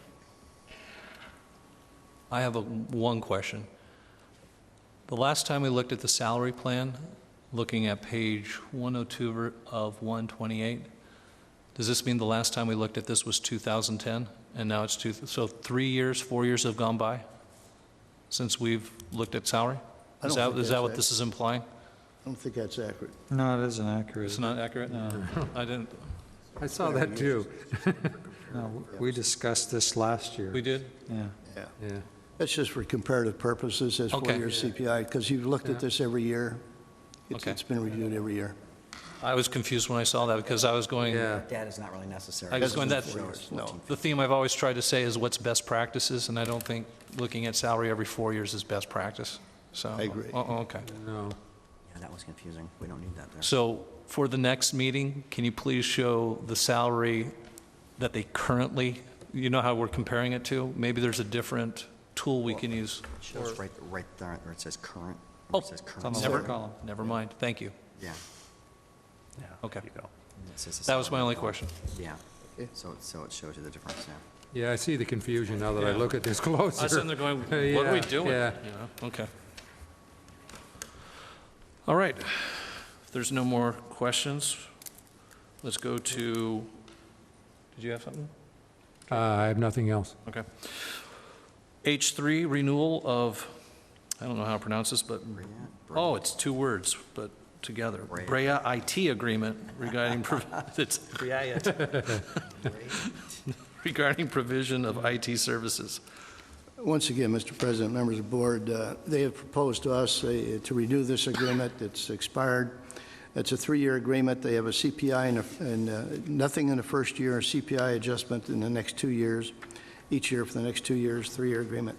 Their services have been outstanding. Total cost of this agreement is about $10,000 for the entire year. They have been readily available to us anytime we've had a technical problem. Their response time has been phenomenal. Their knowledge is good. They serve about 17 cities in Orange County, so they have a great track record out there. And so we recommend for your consideration this evening that you approve this agreement. And it's a 3-year agreement. As I said, the first year is the same amount of cost as in the past year, and then it'll be 2 years at CPI. So do I understand this correctly? The $105 will, the CPI is 1%, I guess? So that will go up by 1%? Is that how I read this, or no? The $105 per hour is their charge for their technical services. Yes, I understand that. So so it won't go up by 1%? I'm sorry, the 1%? Yeah, for years 2 and 3, whatever CPI is, it would not exceed, was it 1%? Yeah. No, I know that. It's the second and third year. I've said that, yeah. Nothing for the first year, Director Casey, then the next 2 years would be the CPI.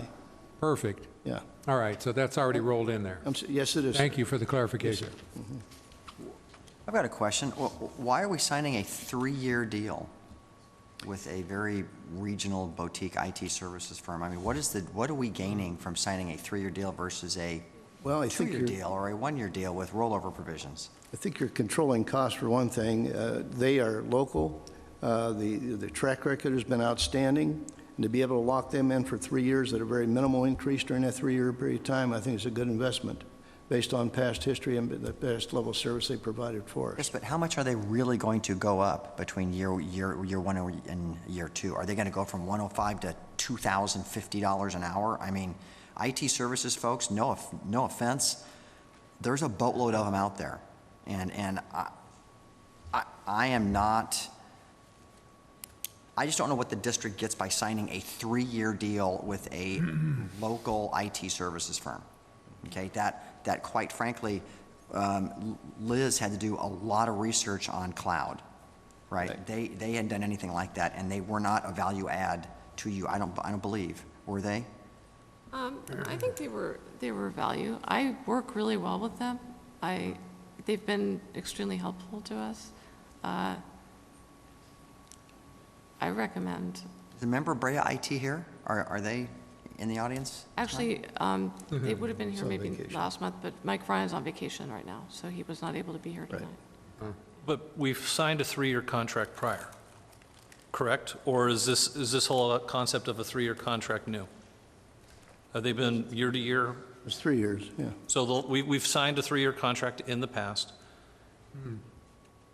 And the only difference now is they're asking for CPI adjustments in year 2 and year 3. That's correct. Everything else is status quo, is the same. Well, you could always go back and say, no CPI year 2 and 3, keep it status quo at $105 per hour, and that's the benefit of a long-term agreement. You buy more soap, you can pay a cheaper price. So that's how I would counter it, and if they like that, great. If they don't like that, then we can go shop around for somebody else. We met the deadline about, last month about decisions on how we're going to proceed as far as retention of data and the server and all that, but so. I just know that in the world of IT services, because that's kind of where I play, the era of the longer term deal is coming to an end. It's much shorter horizons now. It's 2 years, 1 year, and then we'll see. It's typically client option to go into extended to 3rd year. It's not just an ironclad, we're doing it for 3 years. You do a 3-year deal, and then 15 months in, what are the terms if we need to get out? I don't know. I don't know. I wouldn't do 3 years. I think 2 is plenty, but that's just me. Mr. Bruce, do we have to sign this or make a decision tonight? The contract has expired. I'm sure they would continue on a week-to-week basis for us until we could come back. When does it expire? June, It expired last month. last month. If Yeah, it so they're expires, actually going. so if we go to June 10th, would that be a great hardship on the district? I don't think it would. They've been extremely cooperative with us, no. Tarquin, have you reviewed this contract? I have reviewed the contract, and I would suggest, if the district wants to wait another month, that the district authorize the city manager to enter into an interim agreement so that the same terms and conditions that are related to workers' compensation and independent contractor status and so forth are clearly maintained until we sign a new agreement or we find a new vendor. Well, definitely, we need you to review this contract if there are any, because this is their contract they submitted to us, correct? Yes. And nor do I see exit requirements or how we would get out if we so decided as a board. So can you please look at that and protect our interest, Tarquin? Well, it says in clause 17, Exclusions. under termination, this agreement may Where be is terminated- termination? I didn't find that. Where is It's that? at the very end of it. May be terminated with or Right at the without cause by 17. either Oh, there we go. party, Right at the Okay. bottom. 90 days, written notice of termination. Okay, so there is a termination clause. So it's Okay, there. good. Brett IT shall be compensated for services rendered as of the date of termination. Director Maynard, just so you know, I have reviewed this contract. Oh, you have? Okay. Prior to being presented to the board tonight. Okay, good. So, Tarquin, on clause 17, it says Brea IT shall be compensated for service. Do you have it open, Bernie? Excuse me? Do you have it open? No, let me It's got paper. which clause was that? It's a very, it says At 90 days, termination. I'm just you can wondering, it says in terminate the contract. in the event of such termination, Brea Based on IT shall be this. compensated for services rendered as of the date of termination.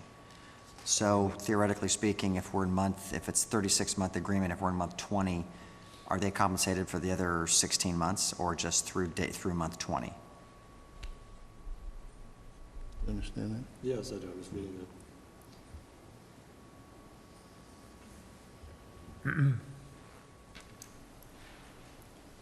The way I would interpret this clause would be, one has to give 90 days written notice of termination so that the vendor would receive payment up until that 90 days ran and the contract was terminated. Does that make sense? Yes, okay. Is that specific enough, sir? I believe it's fairly specific. Okay. But if you want, we can redraft it to be more specific or to say something else if that's what the board desires. How long have we been in with this company? How many years? How many years? I didn't hear the Liz would question. know the best. I would Yeah. say Long time. 4 years? 4 or 5, Yeah. maybe 4. So this will be like our third contract with them? Were we in contract from the very beginning? Second. Yes. But this is the first time that they've asked for price increases in year 2 and 3, correct? To my recollection, but I don't have the other contracts in front of me, so I couldn't really. And this is what they've proposed, correct? That's correct.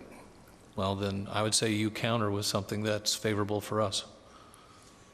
Just so the district is clear, and I'm sure you understand this contract is actually with the city of Brea itself. This is with the city of Brea? This is with the city of Brea, and the City of Brea. division of the city of Brea providing the services is the Brea IT department, Okay. which is referred to as Brea IT, but it's just the IT department of the city of Brea. Interesting, huh? They contract out. It's like shared services. Okay. Okay, I don't know. I'm fine. You fine with 90 days? I mean, the only thing I can think of is a less termination clause. I just didn't want to be in the hook for the complete term of the contract. Right, but if it's just 90 days and From what everybody's I out. read, it's you have 90 days. Yeah, You got 3 months, you can get yeah, out. you got to pay through the end of 3 months. Yeah, you got to pay the 3 months. Okay. Well, I'm just reviewing this again. Is there a warranty in here? Is there a requirement that they have to hold on to a certain, here's the insurance right there. The insurance is in there. Well, there's an, Well, that's just- there's an indemnity that's- section. What did you ask? For Or, insurance? Warranty. is there a warranty? I mean, they're working on our systems. They're working on our cloud. they're helping us with stuff. If they do damage to our systems, are they responsible, and is that in this contract? Insurance, Correct. It's in the agreement. Yeah. primary insurance coverage. Indemnification clause. If you're, Director Maynard, if you look at Section 5, that's the indemnity provision. Okay. of the contract. There's various different cross-indemnity provisions. Oh, yeah. This is a fairly standard type of language between governmental entities, which in essence this is an agreement between Community Service District as well and the City of Brea. These provisions that are in this contract are not that unusual between two entities. But this is a little different because, yes, we are having a contract with the city, but it's also IT. And I do know that there are revisions, if you, like Bill, I'm sure you have contracts where you have a certain extra insurance that you have in case you do damage to any of your customers' product. So I know this is a contract between a city and two agencies, but it's also a computer contract as well. And if there's a best-in-class contract that shows the proper insurance that any business would want with any data IT vendor, we should have that included. Section 10 discusses the insurance. And I believe I understand what you mean, Director Maynard. Many private entities will warranty their services, warranty their products in such a way.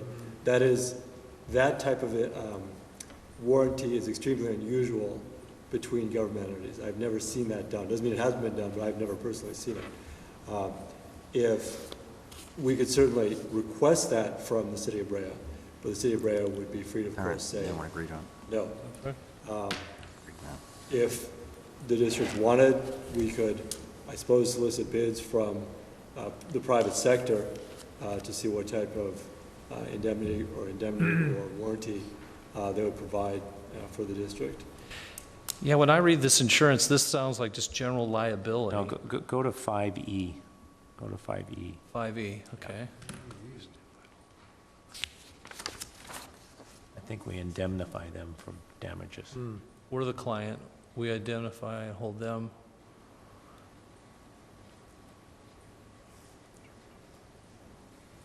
Wow. No, to be honest, I don't like this contract. Well, there's no warranty. Yeah, I don't like this. So what Because there's, can I do? mean, at the end of the day, yes, they are an agency and we're an agency, but we're using them as an IT provider. Now, I also have to balance the fact that, Liz, you're the one who works the best with them, and I recognize that you have a relationship with them, and you guys have a great working relationship. I completely understand that. That's why I'm doing this, these hand gestures here, because on one end, for a small little, to me, it's not the price index at this point of the extra 1%, because you've got a relationship built, and you have a history, and you know how to work together. We bring in anybody else, it's going to take 6-7 months of extra time to create that. I'm just not sure I like this contract as a community that's going to an IT provider. I understand why cities and agencies do this, but you can probably look at IT contracts where there's a little bit more, if they basically, if we're reading what Tony said correctly, 5E, if they do damage to our system, oh well, sorry. It's our claim. You know, you indemnified us, we indemnify you, we're not going to sue you, we're not going to sue us, but now we've got damages that, how do we get that back? How do we protect ourselves? Actually, President Maynard, the subsection 5E, that provides that the city, or I'm sorry, the district would indemnify and hold harmless Brain IT from liability or damage to injury to persons or property which arise from client's performance of this agreement. It's a different concept. Okay. Because what that means in essence is if the district were to damage Brea IT's property by our own negligent acts, we would then be responsible for reimbursing Brea IT.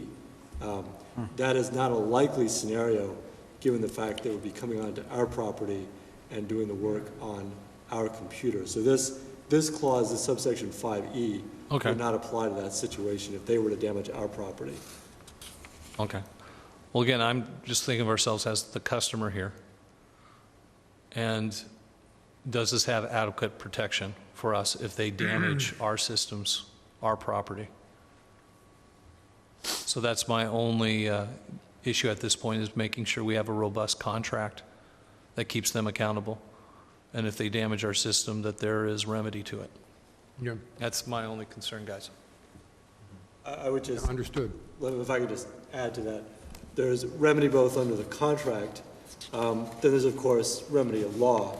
If they as a governmental entity were to damage our property, then the district of course could file a claim with them because they're a governmental entity, and then if necessary could pursue legal action if they did not agree to indemnify us, or their insurance did not agree to cough up, to be colloquial about it. Under the contract, we are required to be, if we request it, named as an additional assured under their contract, under their insurance agreement.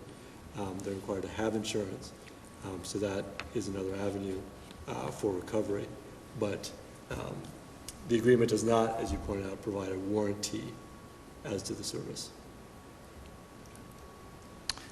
Mr. Kahlert, do you think there's another IT provider that can provide the same service for a better rate? I mean, I don't know. 105 an hour, that's, on site, that's,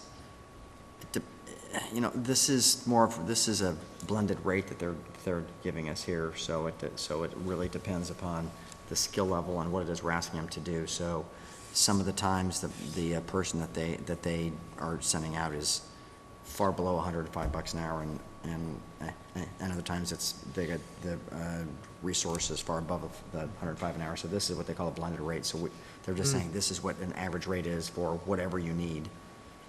Sometimes the contracts are said, if you need this resource, it's this much an hour. If you need this resource, it's this much an hour. But I have a feeling that Bray IT is just not that big of an organization, so they have a small pool of people to call on. So, but all things being equal, on site, 105 an hour. That's probably a little high, but it's not. What is competitive?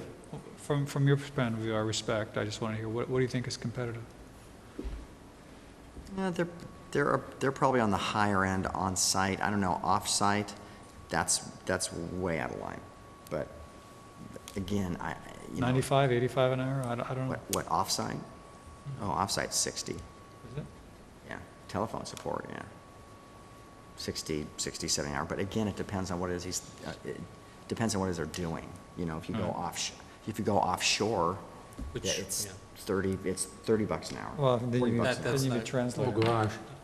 I'm just just giving you a point of reference. But again, it depends upon what you're having the person do. If it's a real complex cloud-based messaging buses and Oracle databases and things like that, you could be $290 an hour. But we're not running anything like that. We have a homegrown accounting system, and well, not a homegrown, but a scheduling system, pretty average accounting system, and just a few other cloud-based systems. So it's not.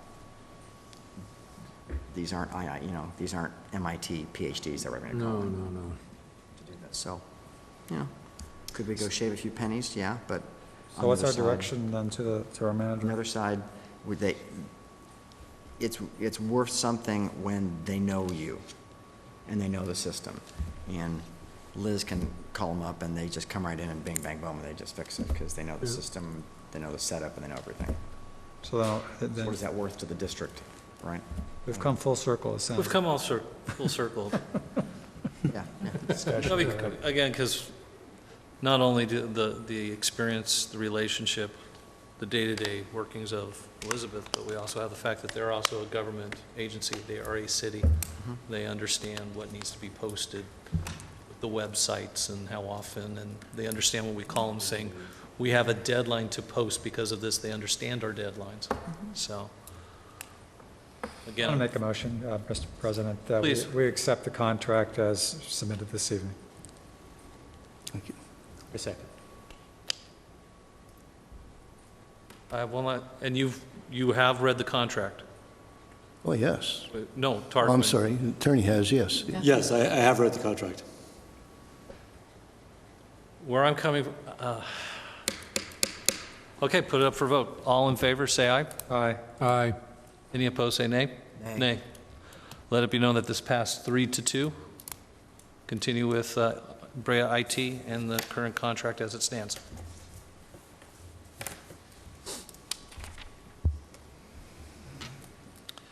Next, report of the general manager regarding the placement of Southern California Gas Company smart meters and transmission antennas within the district, item H4. Thank you, Mr. President. Once again, and honorable board members, on May the 1st, we did meet with county representatives, actually Director Casey and President Maynard, myself, Henry Tabata, and then 3 members of the county staff, the planning director, actually Deputy Director of Planning, Rich Sanzamar, and his 2 staff members who are field people, go out and do the inspection and permit process for the county. We had a very good meeting, discussion. The president did a very good job of articulating prior to our tour the concerns of the district and the challenge in terms of the 500-foot radius and seeing something substantive in terms that can justify that there's no flexibility in that 500-foot radius. And we discussed potential sites that were within the city or the district of Rossmore that would be not intrusive in the neighborhoods. And we took a tour of, I believe, 6 different sites. And immediately after that tour, I would inform you that Mr. Sanzamar got on the phone with the gas company and told him that he wanted to see some data, backup information in terms of why this 500-foot radius, and I know our president made this argument very strongly in that meeting, why there is no flexibility in that 500-foot radius and the redundancy requirements within their network. He asked for that information. I talked to him this morning. He still hadn't received it yet, but he did talk to Paul Simons right after that tour we had that day. So the county is still actively working. They're also working on an ordinance which they presented to the, just as a proposed ordinance to guide them through wireless issues with a variety of what do I want to say, utility companies within the county. And that wireless concept, or not concept, but their proposed ordinance was presented to the Orange County Civil Engineering Association meeting on May the 5th, and they're still waiting for feedback from that presentation. So they're out really trying to get their arms around this whole franchise issue and what the, in our particular interest, of course, is with the gas company, but they're looking at it on a bigger standpoint. But they definitely followed up based on our tour, based on the input from Director Casey and certainly President Maynard as a result of that meeting and the tour and the results of that tour. One of the difficulties is the way that franchise agreement with the gas company reads, it has to be under a public right-of-way. And some of the sites that we looked at were not in a public right-of-way. They're off the public right-of-way. And then the question is, you know, how strong is that ordinance? Would they be willing to make an adjustment to that franchise agreement and move off the public right-of-way?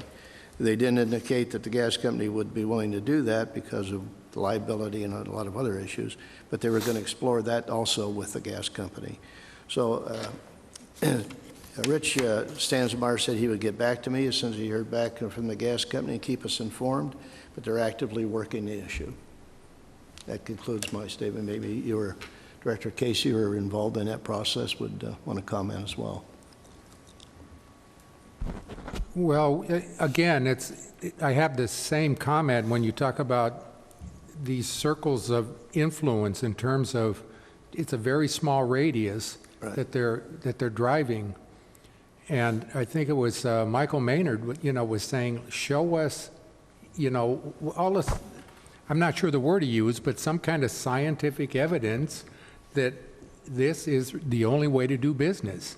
That, because if you take the one proposed site on Foster Road that's right by the park that's there, we looked at that one, and we also looked at Gertrude. Right. If you look at the circle around the one by the park, the extremity doesn't even include the Gertrude location at Foster Road. Another one that we looked at that was a possibility of right outside somebody's gate, where there wasn't a whole lot of flack in terms of perhaps putting a pole at that area.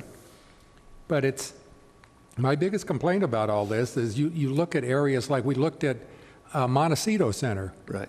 Montecito Center is nowhere near any of the circles that they presented to us in terms of alternative 1 or 2. So it worked out very nicely on Orangewood, where we moved it across the street by the church.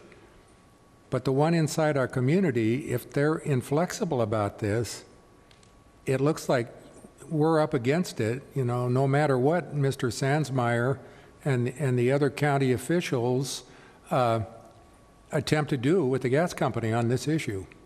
Well, I think the two of you really made the point in that meeting about the 500-foot radius.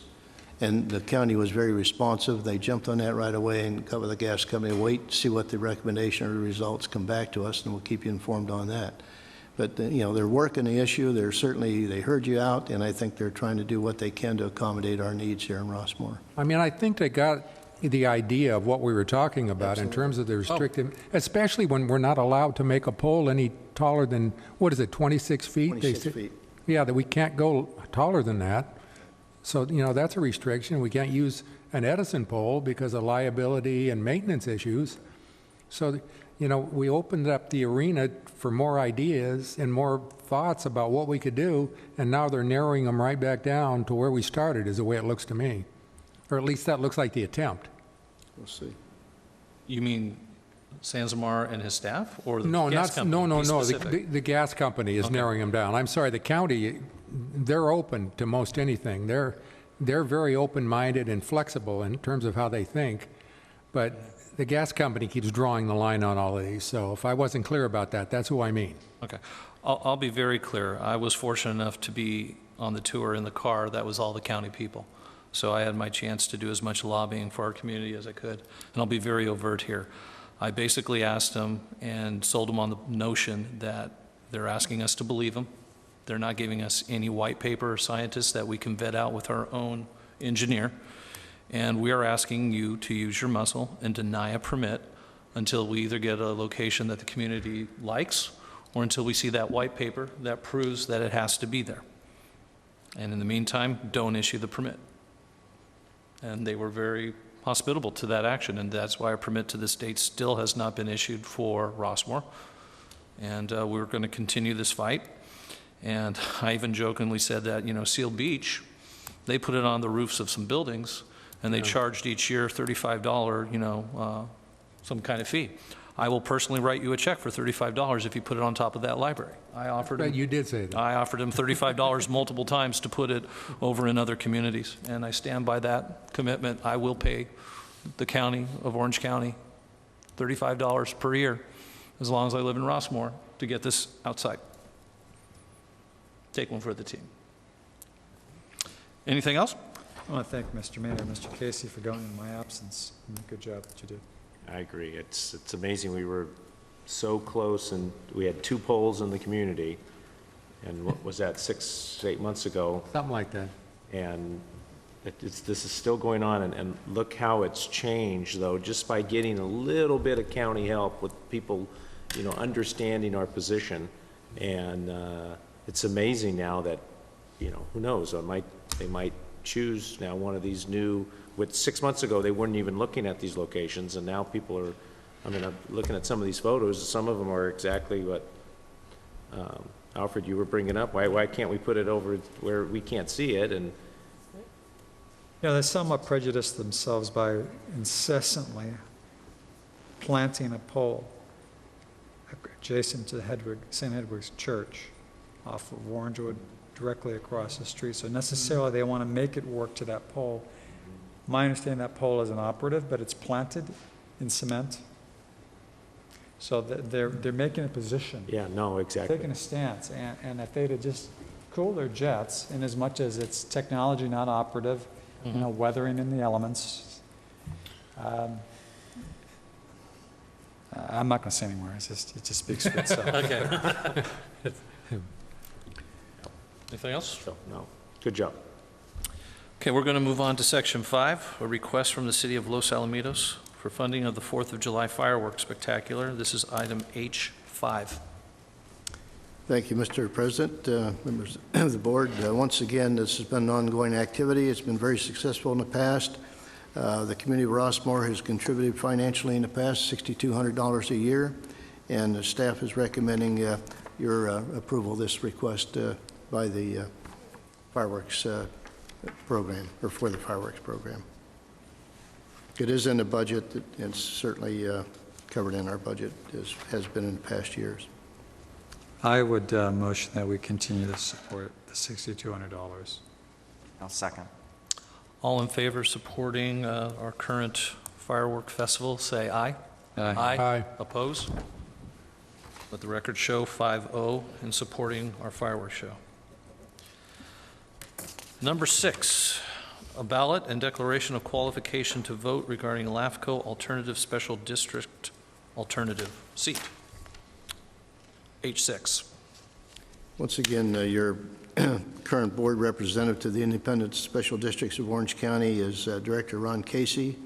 The board may designate him or any member of the district's board as a district voting member, and may also designate an alternate voting representative. We have the forms, and subject to the board's action here tonight, we will take care of the forms and process them accordingly.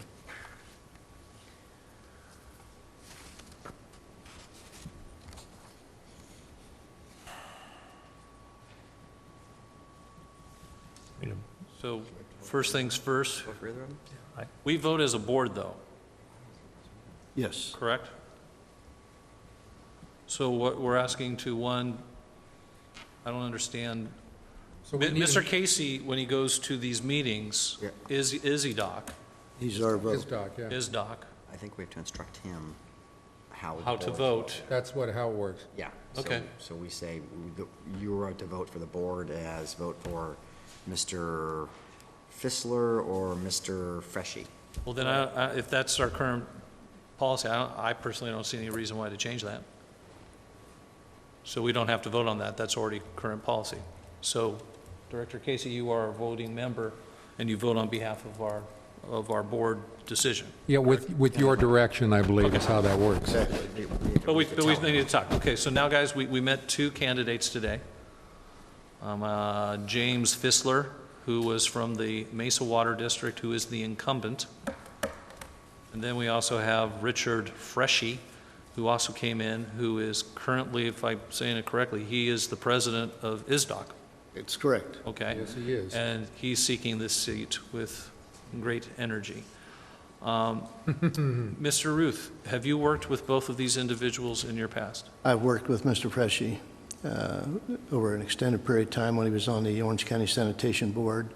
I'm very familiar with his work on the City Council, and he's done a very good job representing a very active person, smart, and understands, I think, the LAFCO issues out there, being on ISDOC all this period of time.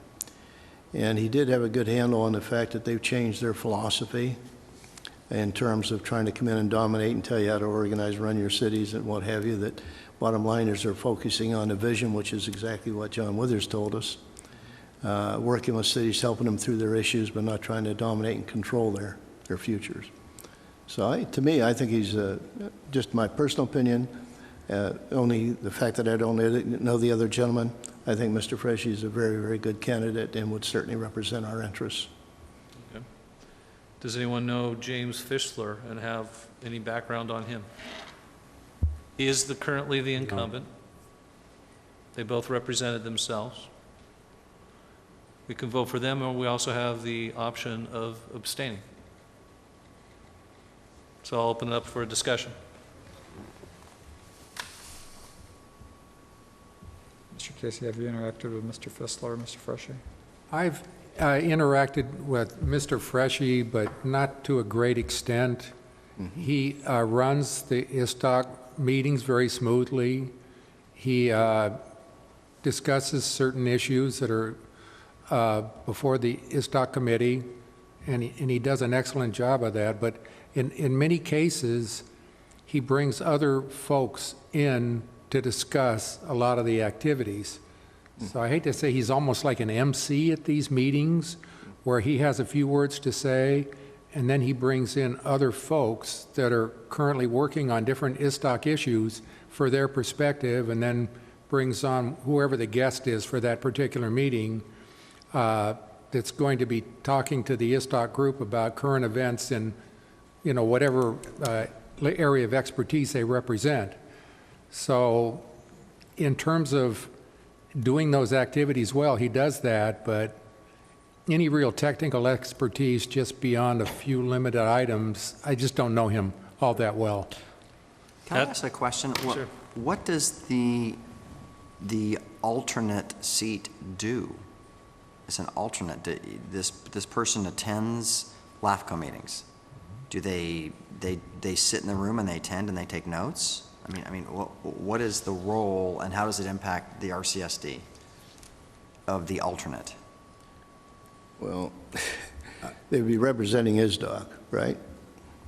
Well, no, Freshy would. Freshy represents ISDOC, yes. Yeah. So the alternate, maybe Henry, you can help me out a little bit on this. The alternate would only be there in the event that one of the other people was absent, obviously. Mr. President, members of the board, the alternate sits at all meetings and is a voting member only when one of the two special district representatives is not present. If Mr. Withers or Mr. I forget his name. Starts with a W as well. Waters? Are two. Starts with a W as It well, does. the last name. Correct? I should know this as well. I just drew a blank. There are two special district representatives, and if one Charlie, I remember his first name. Charlie Wilson. Charlie Wilson. Thank you. Yeah, there you go. If either one of those is not present, then they get a vote, but they get to discuss and give their opinions on any motion or any action before the LAFCO board. So aside from not having a vote, unless there's one of the other two missing, they are fully knowledgeable. They participate with every activity, and their input is considered as part of the voting of the entire board. There's alternates for the cities, and there's alternates for the special districts. Guys, I'm looking at a date that this is due Tuesday, June 13th by 3 p.m. That's Correct. 3 days after our board meeting. That is 3 days after our next board meeting? So that would give us adequate time, perhaps, to... No, it would be no, that after, would not? our next board meeting's June 10th. Right, so we have if we decided at that time, after gathering more information, we'd have 3 days between the meeting... Oh, that's what you're saying, yeah. To make the vote. That's correct. Which I think would work. That's what I'm going to, at least that's what I would hope, that someone would put a motion out there that says we table this, and then anybody who has knowledge of other people who are on LAFCO, people who know Charlie Wilson, let's find out who they Yes. want. Because at the end of the day, this person is an alternate, but it'd be like if Tony's here putting his 2 cents in all the time, he just doesn't get to vote. That's still a influencing. powerful, influential person that we need to be connected with and we need a relationship with as we approach latent powers. So is there a motion to postpone this until next meeting? I motion that we table it until next meeting when we can gather more information on the individuals so we can make a better decision. Yeah, I'll second that. And Tony seconds. All in favor, say aye. Aye. Opposed? There are none. Tabling it 5-0.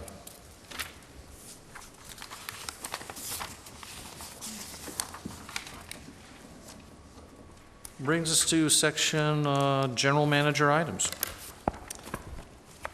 No additional comments, Mr. Chairman. President. Board member items. I'm going to start with Director Coletta first. I look forward to the RAC meeting. Do we have a date certain, Ms. Deering, I believe it's the 21st, and time? looking at 6, probably. 6 p.m. is what I have on my calendar. Looking forward to that discussion.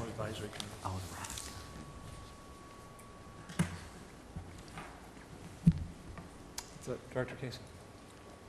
I just wanted to reiterate that I still have a lot of concerns over the Caltrans director's attitudes and bringing them forward at a most critical time, and hopefully we'll be able to make some good progress at our next board meeting in terms of being able to get ourselves represented at these critical meetings, and to form a plan in terms of going forward and getting it done in the most expedient way, since time is definitely of the essence. And that's all I have this evening. Director Kahlert. I just wanted to extend my thanks and the board's thanks out to the RHA and to Emily and team for a fantastic community festival again. It was very, very fun, great booths, entertainment. It just keeps growing and getting better, and I look forward to next year. So thank you again.